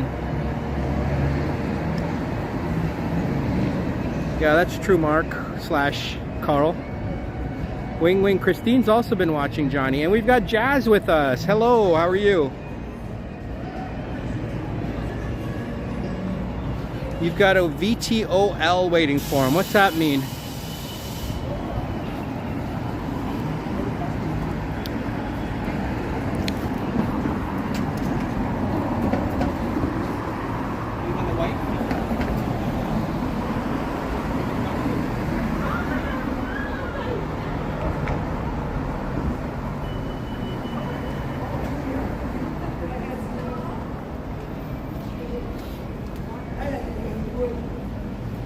Oh, is that right, Trojan? Oh, okay. I made it.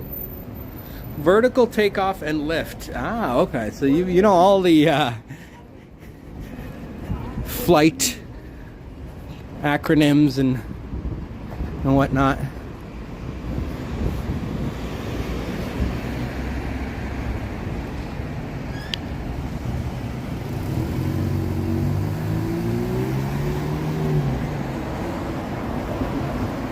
Got a big W there.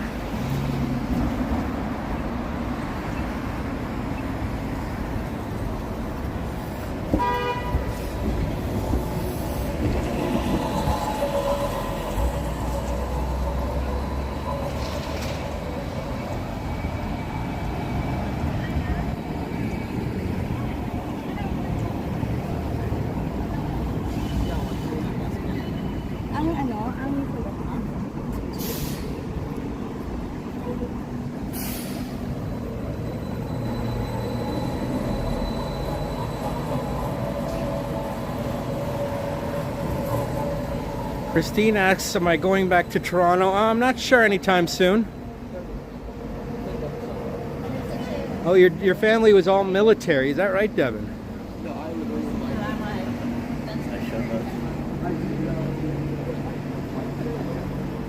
You're like, I'm going to be a cinematographer instead. Yeah. If that's more up your alley, go for it.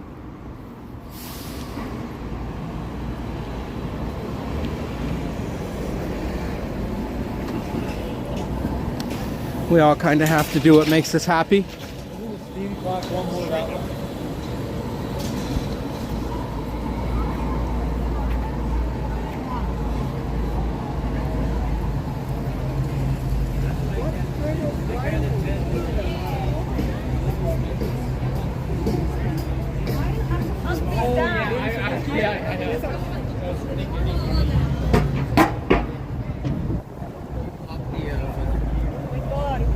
Where? Oh, you just came back. That's good. Like, you get a picture of her.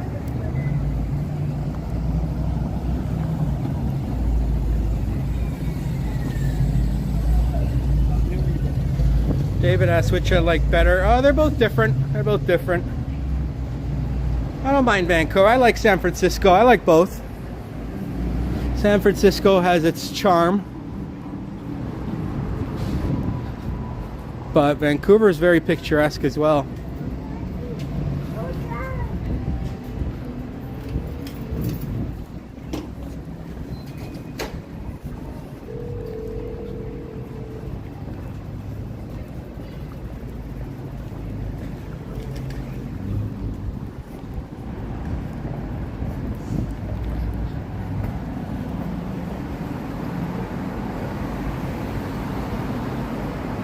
Oh, I do, Israel, to a certain extent.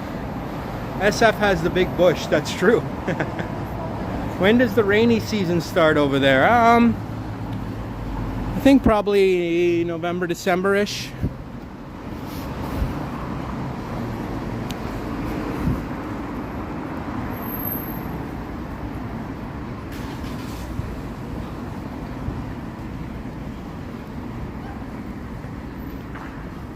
Let's go explore a little bit over here in the historic Gastown neighborhood.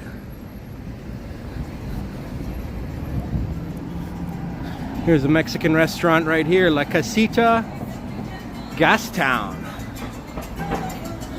What does La Casita mean, Israel? And I feel like that's so What I really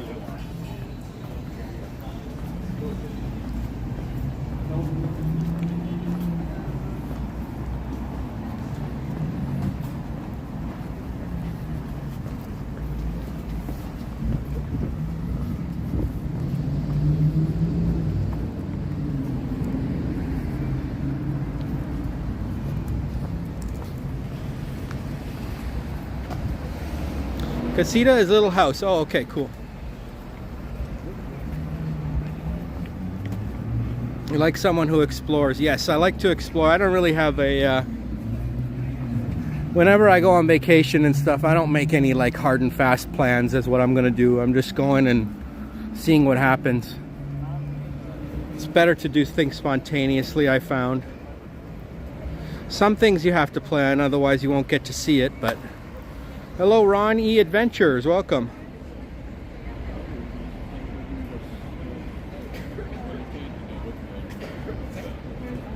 A Mexican restaurant should never have Gastown. And say, well, we're in the Gastown neighborhood, so.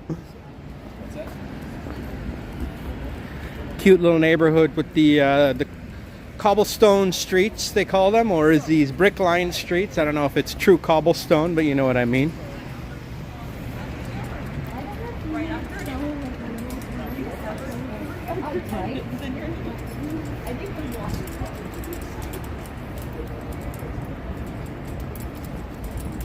Who knows, maybe back in the day these street lamps all were gas lamps. That would have been cool if they had like all gas lamps out here. I feel like they should bring back gas lamps.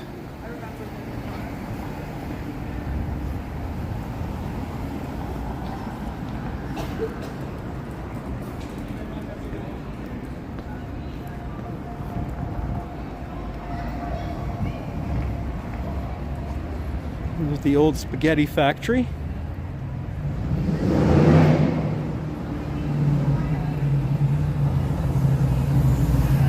Yeah, Gastown is one of the oldest neighborhoods here in the city. A very cute, picturesque, touristy area.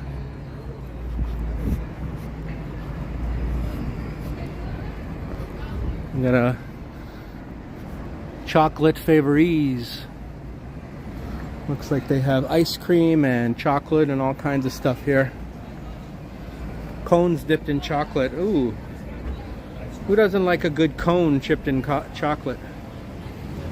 Which is the most popular out of all the Canadian banks in Vancouver? It's a good question. You see a lot of Royal Banks. And we've got Danny the Tunnel King. Good spaghetti there at the old spaghetti factory, yeah? I've heard of that restaurant. I've never been there before.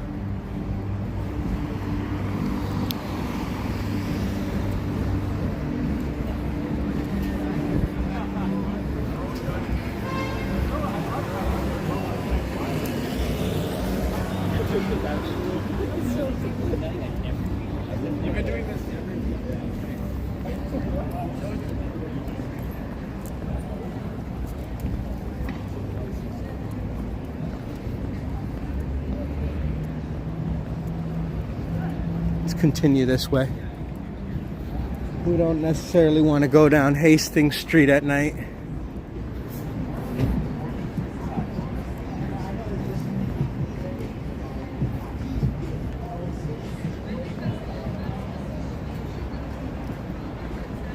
Yeah, it looks, I'm sure they do still have good spaghetti there. I don't see why. It's hard to screw up spaghetti, probably.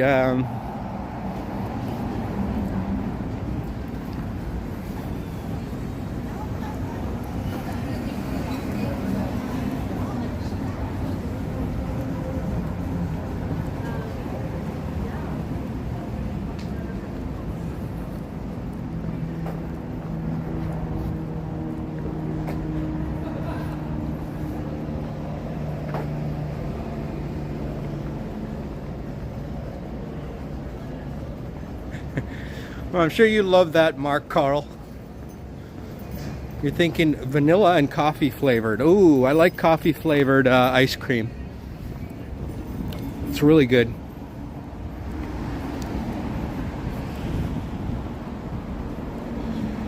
Will you have collaboration with the Jerome couple? I'm not sure. I've never really talked to them before in real life or anything. If I run into them, maybe.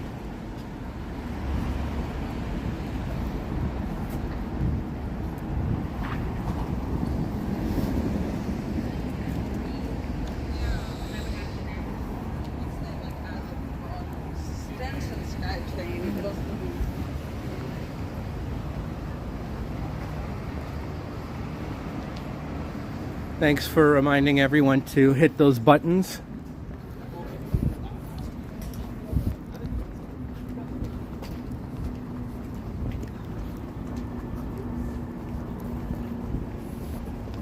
Or I could just have it as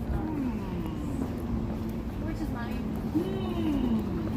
How would you use this? Maybe I don't need it for anything. Maybe we would like to have it.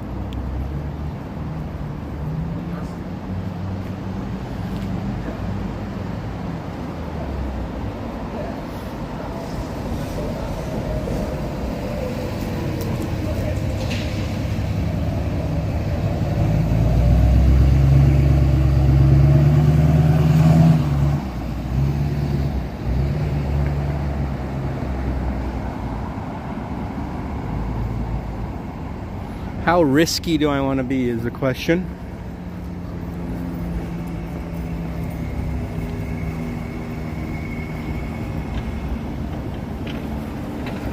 I feel like you should be able to walk in any street in the city without being accosted, but unfortunately that's not the case here in Vancouver.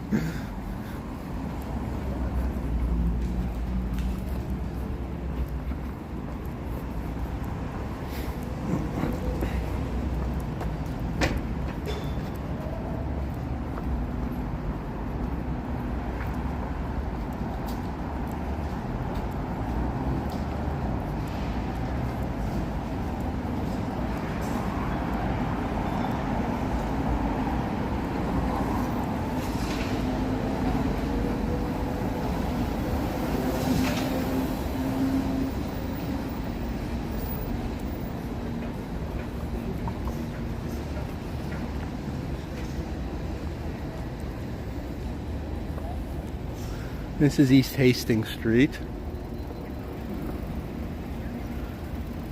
And I'm still deciding whether I want to risk walking down it. Let me tie my shoe so I don't have to stop anywhere. And it's not that easy to tie your shoe around here.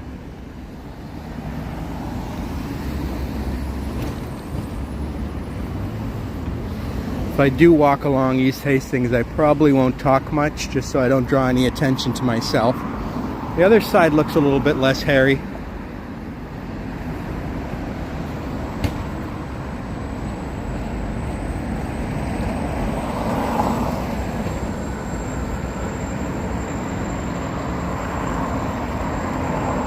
Okay, thanks Devin. Get the geostationary satellite to watch me. Yeah, oh, you got some serious tenderloin vibes here, bro. Serious tenderloin vibes. Like we're talking tenderloin times 10, bro. This is like a lost land over here. It's the forgotten corner of Vancouver where nobody does. It's like it's the Wild West, basically. I'm just gonna speak quietly. No need for me to be drawing attention to myself.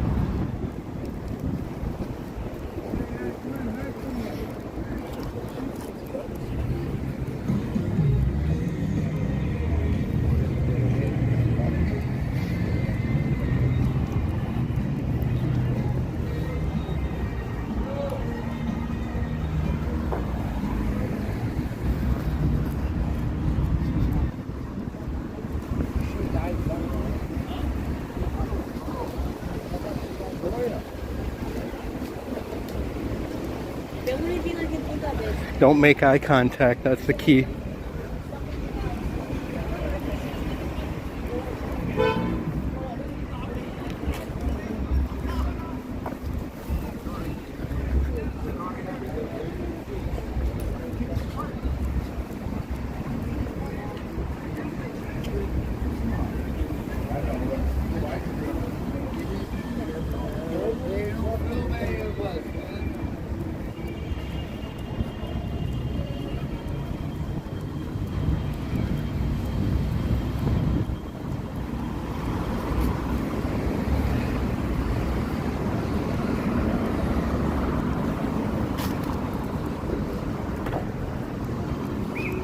Alright, we made it past Maine.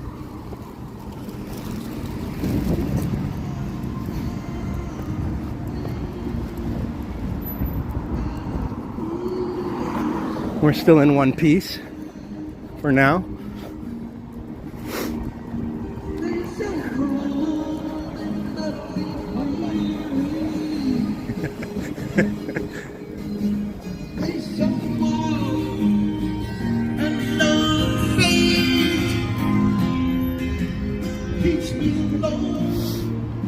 Yeah, it's a rough neighborhood. That's a good way of putting it. It's a rough neighborhood. A lot of folks on heavy drugs, not marijuana.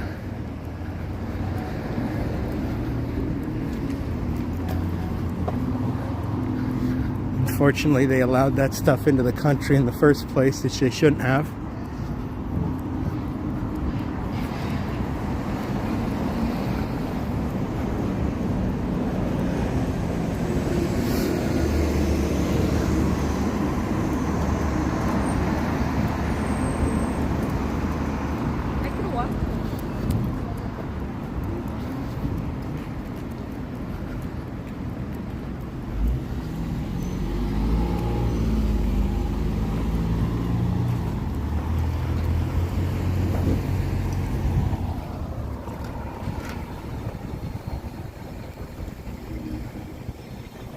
Yeah, that was Rush. Yeah, good call. Big difference from the waterfront. Absolutely, Chris. Definitely a different neighborhood than the waterfront that we were just at.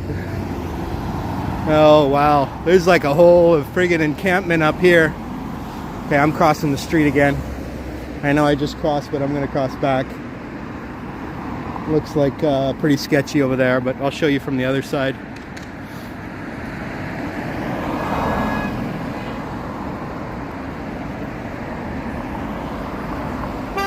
This is what you wanted to see, Boris? Yeah, well, a lot of people want to see this, unfortunately, but like... Vancouver should bring back light rail or streetcars. Yeah. I love a good streetcar. Toronto has some very nice streetcars. And San Francisco has new and also those beautiful old streetcars, the historic streetcars that were from all over the country, all over the world, I believe. Yeah, West Coast Walker. West Coast Walker, yep. Yep.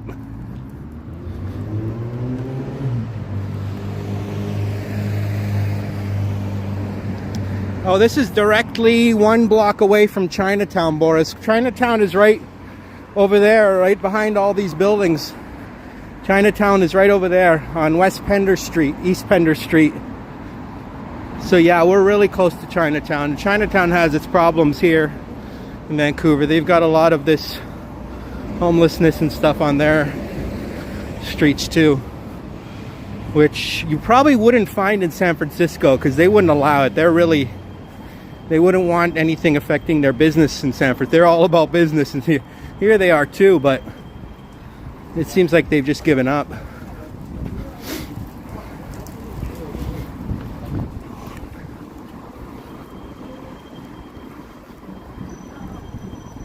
It's a long stretch here of debauchery, for lack of any other word.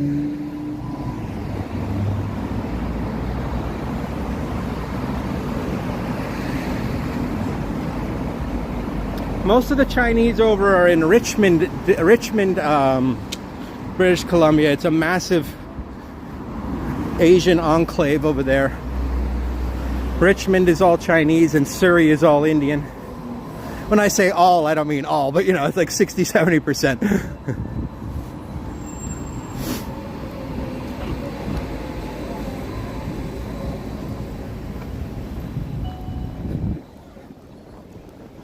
And we've got Buttery Sprite coming in from Ireland. Hello, Buttery. A little too easy to import drugs. Thus the 1997 Godspeed Black Emperor song, East Hastings. Oh yeah, yeah. You mentioned that on one of my videos. I'd never heard of that song before. So there's a song called East Hastings. That's cool. I mean, I don't think that even in 1997, Devin, East Hastings was known as a complete wasteland, all right? Even before that. They haven't done anything to clean it up in the last 30 years.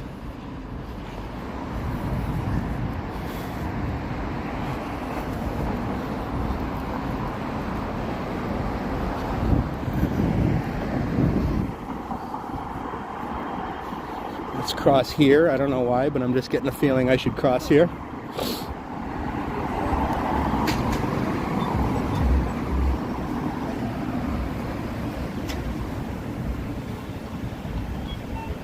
Yeah, I think we've gotten past the real heart of East Hastings homeless. Yeah, East Hastings is a very long street. Like, it goes all the way to Burnaby and beyond. So, and you know, it's like it's only about that 5, 6, 7, maybe 8 block area that's really bad. But really, like, East Hastings in Maine is the epicenter of it all. Then it spreads out. There's other streets too that have, like I said, Chinatown has problems too over there on West Pender. But East Hastings is a complete free-for-all.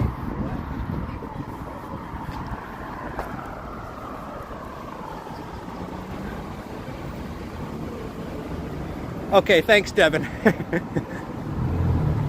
People living outdoors are attracted because of the climate. Yeah, that's true. It's a lot easier to live here in the winter than it is in Toronto. Even before 97, says Danny. Yeah, I know. Toronto's doo-wop music guy. Welcome, sir. Sorry I didn't say hello to you earlier. I was just trying to be quiet when I was walking through there. Says, we are seeing this all over Ontario. You're in Belleville and you're worried about what happens next. I know. Unfortunately, people have become very addicted to these opioids. And it's not even heroin anymore. It's this fentanyl synthetic drug, which it's 10 times or 100 times more powerful than heroin.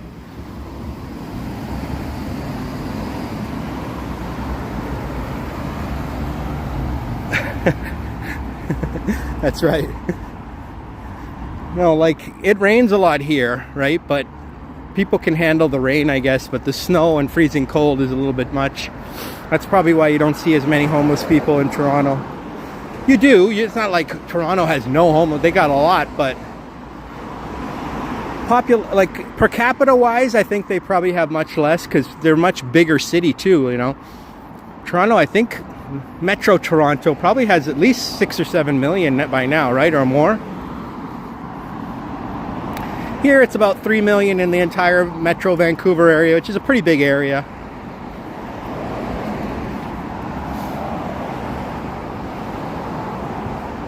How's the snow in Vancouver? It snows, I heard, maybe once or twice a winter. So I guess last winter they did have a foot of snow, but it's not like it lasts all winter.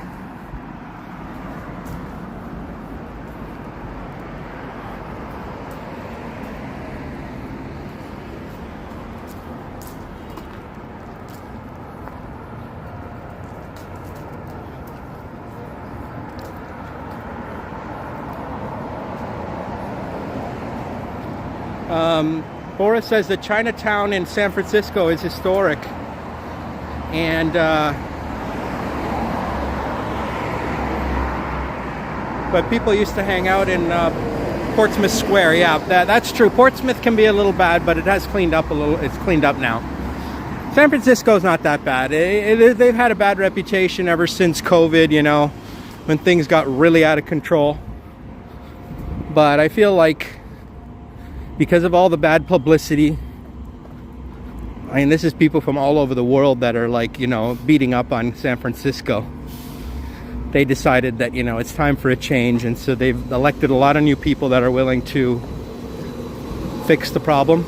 Even Oakland got rid of their mayor and their DA and all this stuff so they could start fixing up their city, because Oakland has even a worse reputation than San Francisco.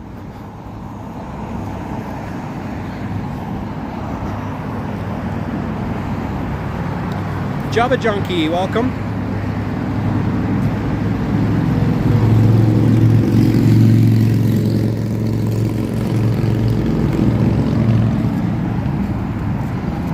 Yeah, like, but around like 2021, 2022, San Francisco got really bad, and then they started cleaning it up fairly, even before Daniel Lurie got elected. But getting rid of Chesa Boudin was really the turning point.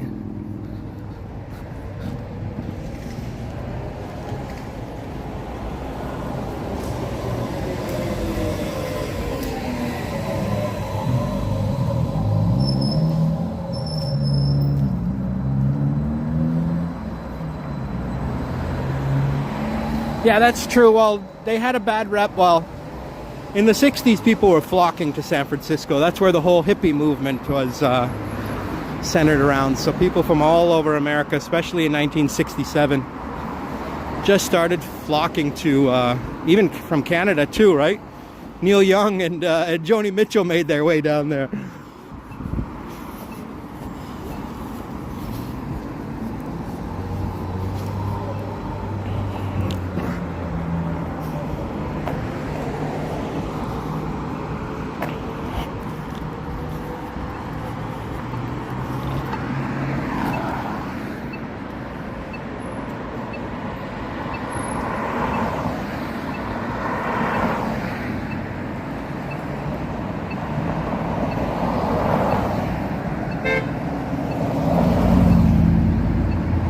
You want to see more skyscrapers, Boris, in San Francisco? Yeah, there's not quite as much development as there used to be, I noticed, right? They've had a downturn, I think, in terms of construction. Because, like, yeah, like, even in 2021, like, they were saying that there's, like, no construction really going on anymore. All of it's in South San Francisco. That's where all the construction is, over in South San Francisco.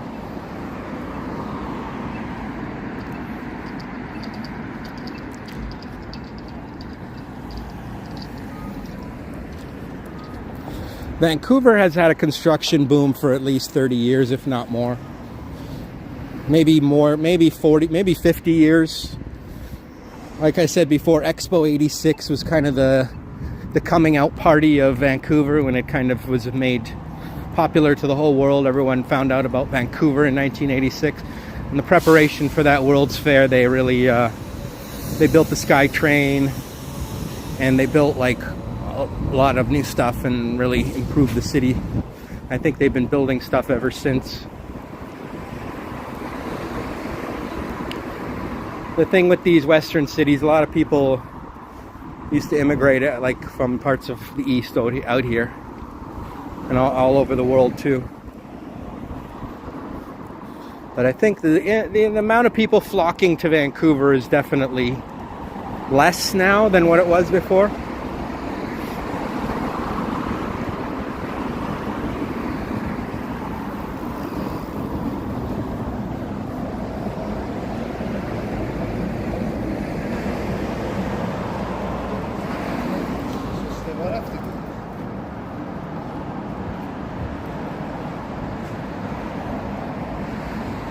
Janice says, feeling groovy back then. Janice, you remember the hippie movement, right?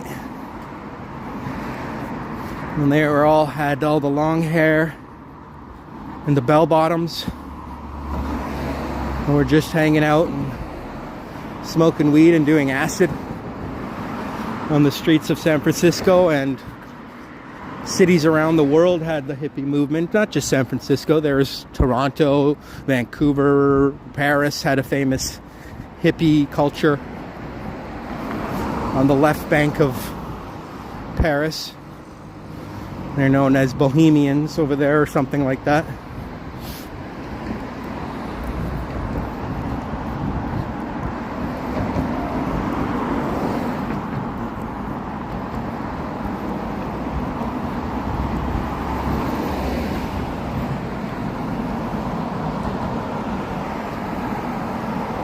watching Going Bed Soon. Okay, Janice, you have a good night. It's probably late over there in Toronto. It's past your bedtime, Janice. You and Rick have a good evening. You were only 7. Oh, well, I guess you don't remember it that well.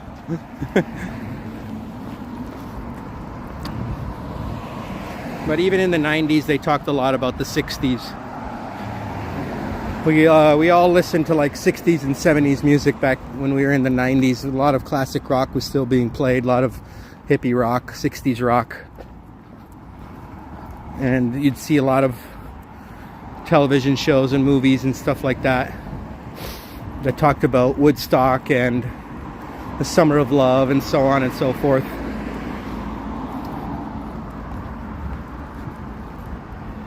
The closest thing you experience to hippie is seeing the Grateful Dead. Well, that's cool.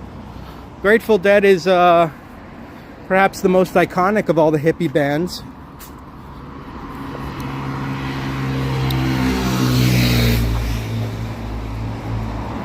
Along with groups like Jefferson Airplane and Crosby, Stills and Nash and Young.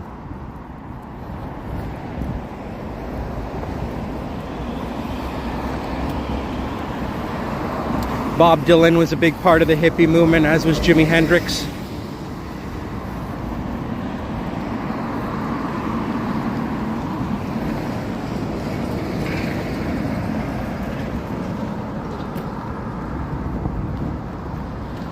Woodstock, yes, that's right, Janice. Woodstock was in New York State, the biggest concert of all time, pretty much.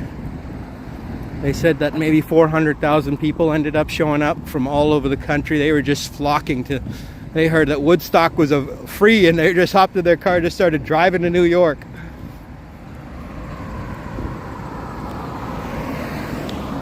In the 60s, there was the Mercy Beat. What's that?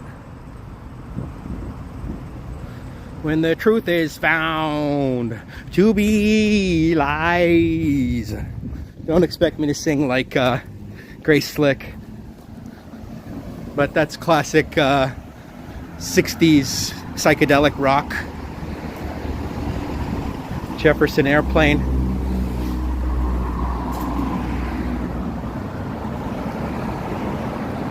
Roy covered the Offspring band of the Grateful Dead. Oh yes, what do they call them again?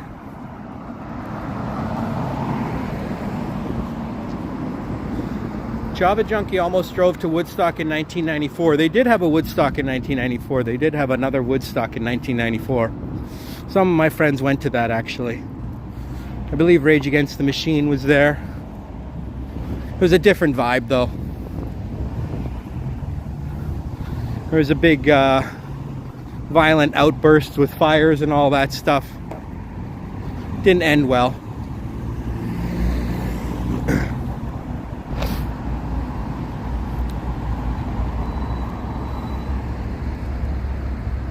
We're here at Clark Drive.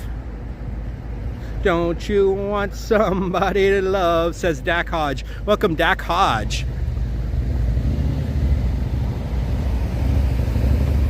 Oh, thanks, Devin. Yeah, I gotta try. If somebody puts lyrics in the chat and I know what the song is, then I will give it a shot.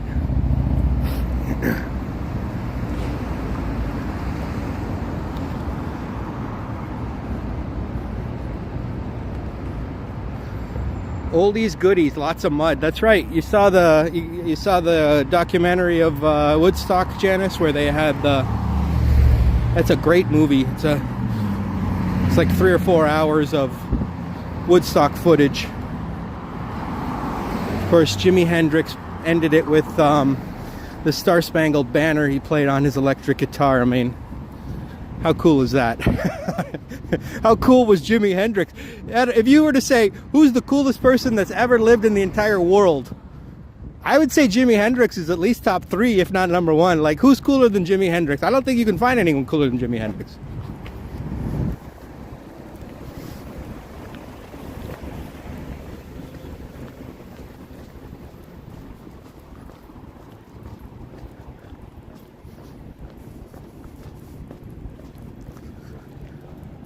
Got a no frills grocery store there. It's a little bit cheaper than some places. They have the yellow brand, no name brand there. You wanted to see Primus in 1999 Woodstock. Oh, I'm thinking of 1999 Woodstock where they had the big blow up. That's right. 94 was okay. David was at Woodstock 99. Oh, okay. You had a booth selling some t-shirts. Dead and Company, Trojan. Good call, bro. They're called Dead and Company. Yeah, they're like a cover band of Grateful Dead. Jerry Garcia has passed on, of course. I'm not sure how many of the Grateful Dead band members are still alive. But without Jerry Garcia, I don't think you'd be able to really have the Grateful Dead play.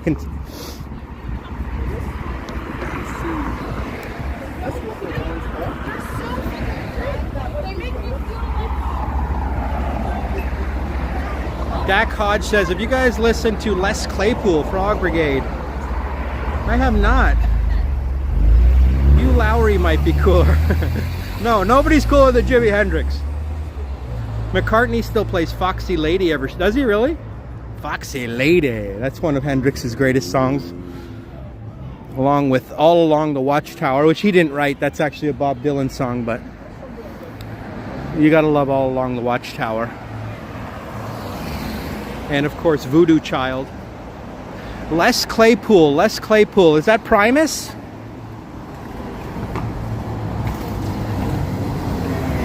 The name rings a bell.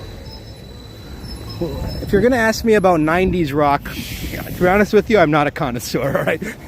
Yeah, I did grow up in the 90s, but I don't know 90s rock as well as some people. 60s and 70s, I know all those bands, but 90s rock and alternative, I know alternative to a certain extent. I know all the bands, you know, but there was Perry Farrell. Primus, yes. And Perry Farrell is from what? Jane's Addiction? You had a lot of bands in the 90s that were kind of alternative, like Jane's Addiction and Red Hot Chili Peppers. I don't know if they fall into the alternative category. Nirvana and Pearl Jam are the two main ones in that so-called grunge music category.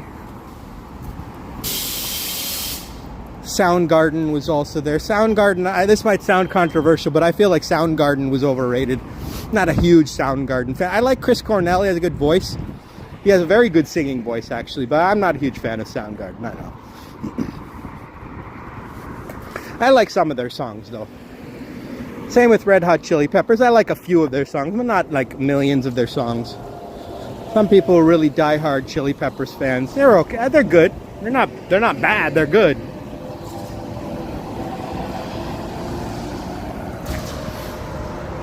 Porno for Pyros. Nirvana, yeah. You can play some Nirvana. Black Hole Sun. Oh. Black Hole Sun is a good song.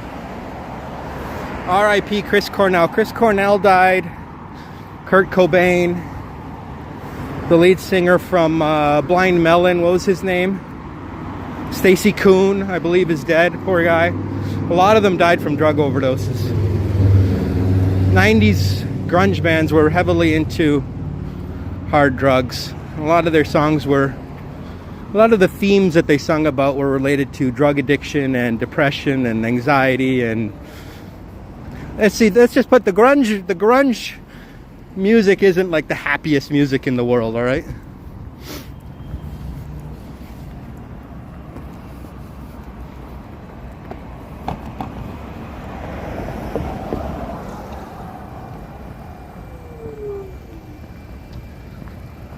But I liked Blind Melon. I thought they were pretty good.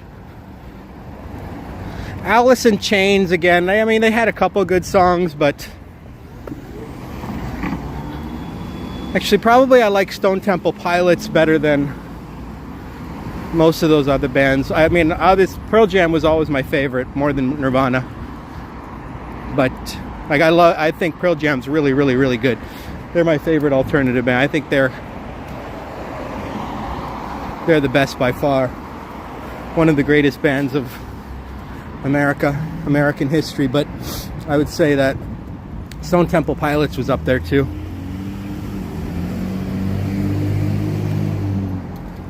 Yeah, Radiohead is up there.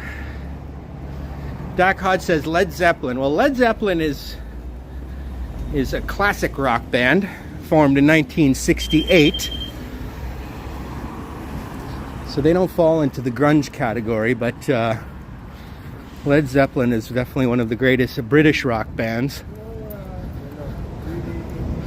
Actually, I would say probably that's my favorite type of rock music is Led Zeppelin would be my favorite overall band for sure. But I also like Pink Floyd, Black Sabbath, Creedence Clearwater Revival. Those were all good 60s and 70s bands. Ozzy Osbourne passed away this year. Poor guy. Cool dude. I was never into Iron Maiden, though. A lot of my friends were into Iron Maiden. I don't love Iron Maiden.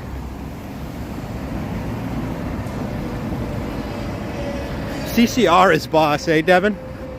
Nobody can sing like John Fogerty. If you're going to put CCR's lyrics in the chat, I'm not even going to attempt to sing it.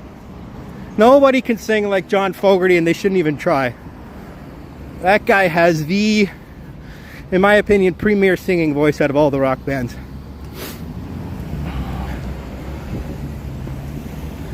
Scott Weiland died too, yeah. They all unfortunately died young. A lot of the 60s guys did too. Jimi Hendrix, Jim Morrison, Janis Joplin, they all died young. Part of the so-called 27 Club.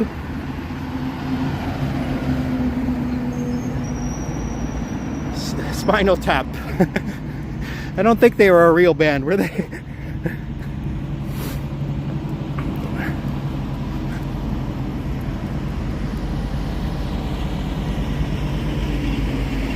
Yeah. David's heard of the 27 Club. They all died at the age of 27, coincidentally.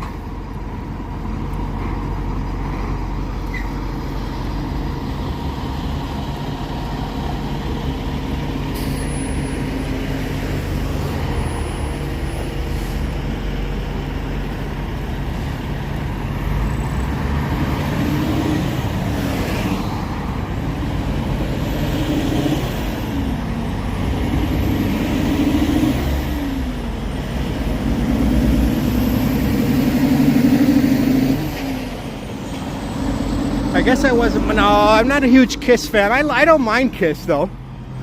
I like some of their most famous songs for sure. I like AC/DC. I like AC/DC a lot, actually.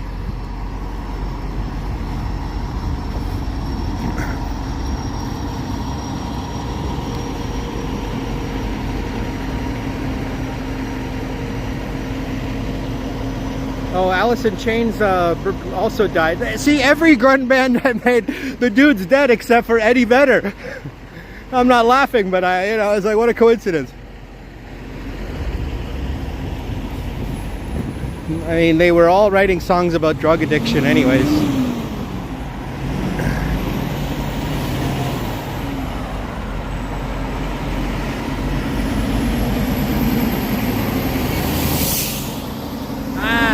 Wanna rock and roll all night and party every day.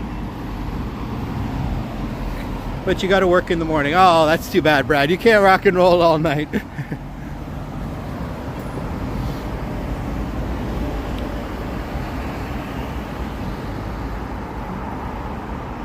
Bill Entwistle. Bill Entwistle. Is that from The Who?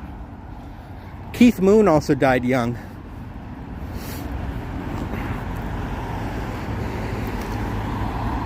And the lead singer of the Rolling Stones before they, or was it? No, it wasn't the lead singer. It was one of the founders of the Rolling Stones.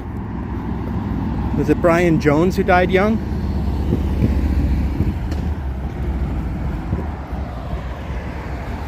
John Entwistle. Matt Bross is with us. The Who is a good band. I like The Who. They kind of started the whole British rock. Well, they didn't start the British invasion. That was the Beatles. But when it comes to like a hard rock, I don't put the Beatles into the hard rock category. They don't have that heavy electric guitar sound, you know, that The Who or Black Sabbath or Led Zeppelin has. They are amazing musicians, amazing songwriters. But I feel they're more like maybe pop rock or soft rock.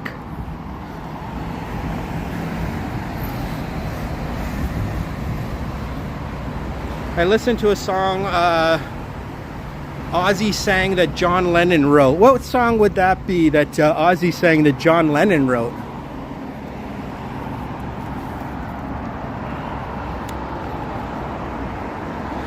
The Beatles have a couple, I guess, songs that might fall in the hard rock category. You say you want a revolution. Maybe a few more, but I would say that in general, no. It's hard to say that they were hard rock, but there's a lot of different branches of rock music, and the Beatles are, they kind of stand on their own. The Rolling Stones were hard rock.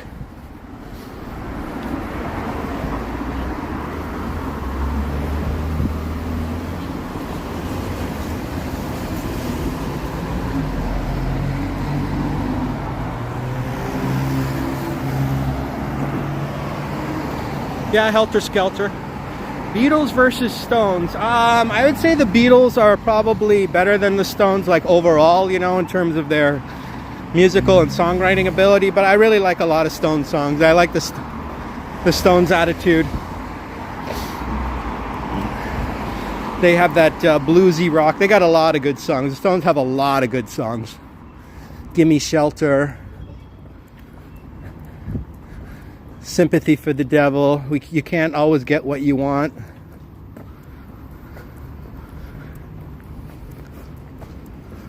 Wild Horses. They got a lot of songs that are good.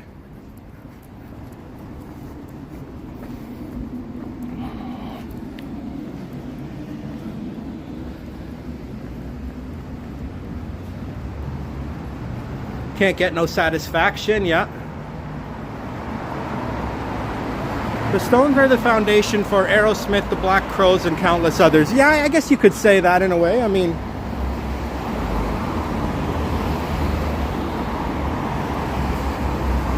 I like the Black Crowes. The Black Crowes are a pretty good band.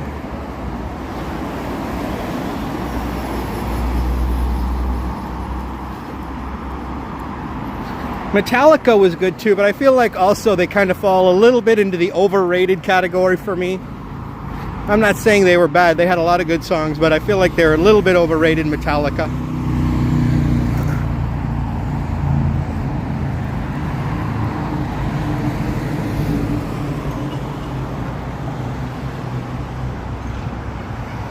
You finally bought a CD copy of Let It Bleed. Ah, okay, cool. Does anybody here know of any 2020s rock music? No, we don't listen to 2020s rock music. I don't even know what 2020s rock music is now. We're listening to a lot of Rammstein. Oh, okay, yeah. Wild horses couldn't drag me away. That's definitely one of their better songs. The Beatles have a whole catalog full of very powerful songs, especially lyrics. They wrote very good lyrics, very catchy tunes like Let It Be, Hey Jude.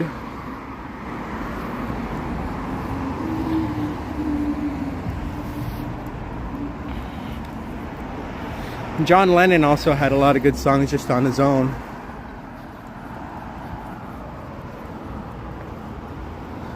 Sufjan Stevens, who's that?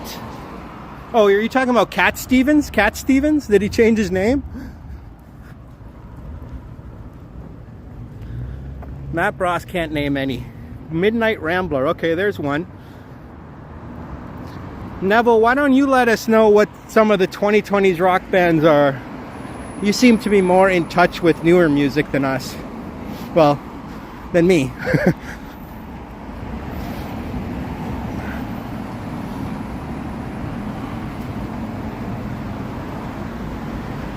Oh, he's a guy from your hometown. Okay, I've never heard of him. Because there was that guy, Cat Stevens, who changed his name, but I don't know what he changed it to.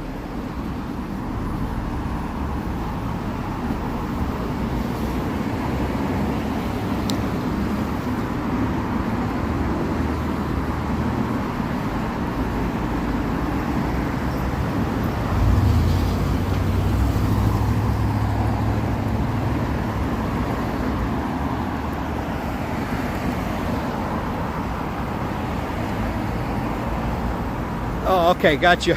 Cat Stevens is now Yusuf Islam. That's right, that's right. Doesn't quite have the same ring to it as Cat Stevens.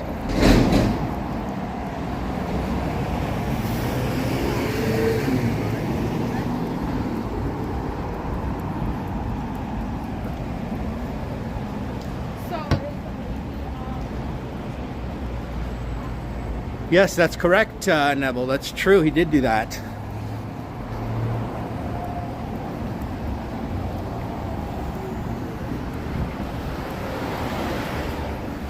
There's a one of these nice grocery markets here on East Hastings. Got a lot of these.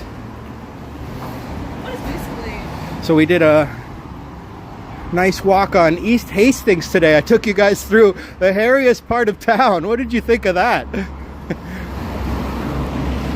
Like, to walk through there at night takes a little bit of bravery with a camera in your hand. You guys got to admit that. I'm not saying I'm Indiana Jones or something, but you know.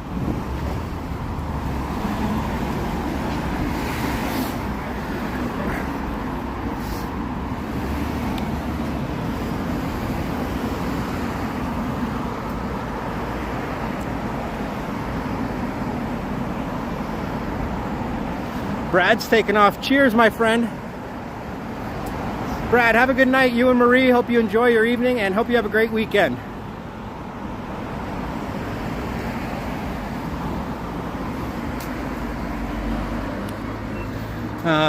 Does Vancouver have anything like Times Square or Young Dundas Square? Not really.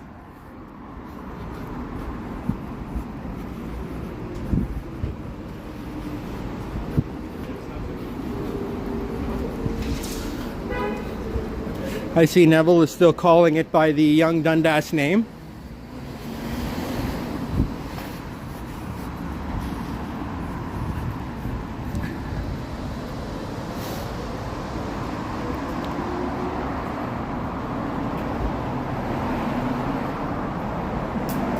They heard West Coast Walker was in town and acted on their best behavior. But you kind of are, because I wouldn't have made it here. Well, thank you, Devin. I appreciate you. Appreciate you guys being with me on this walk. We're going to end the live stream here in the next couple of minutes, because I'm back in my neighborhood of Hastings Sunrise. And we have already passed the 2.5 hour mark.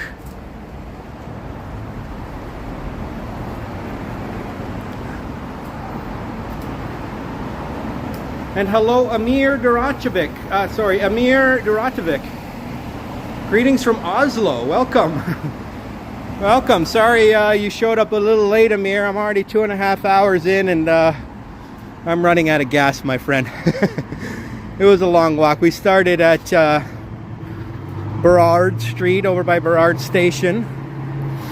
And we walked it through the West End. Denman Street, and then we walked all the way up to the northern waterfront. We made our way back to Canada Place, a beautiful waterfront area where we saw tons of amazing boats. We also walked through Cole Harbor before that to get there. And then we made our way all the way down East Hastings Street after we explored Gastown for a little while.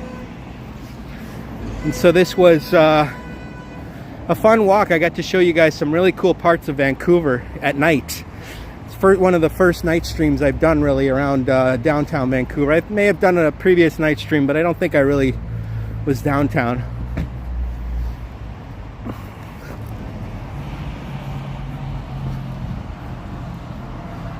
You think this could go viral? The guitarist Buckethead has over 500 albums. Frank Zappa, who I always wanted to check out, has a couple hundred. Frank Zappa's okay. I feel like his music's a little bit Danny says Robson Square. Yeah, you could say Robson Square is kind of like that. Yes, friends, we're coming towards the end.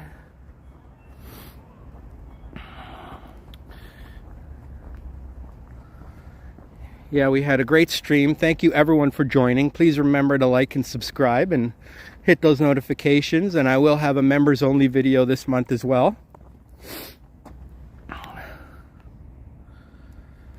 So thank you, Devin, FX Trader, Neville, Emir, Danny, Madano, Java Junkie, Trojan.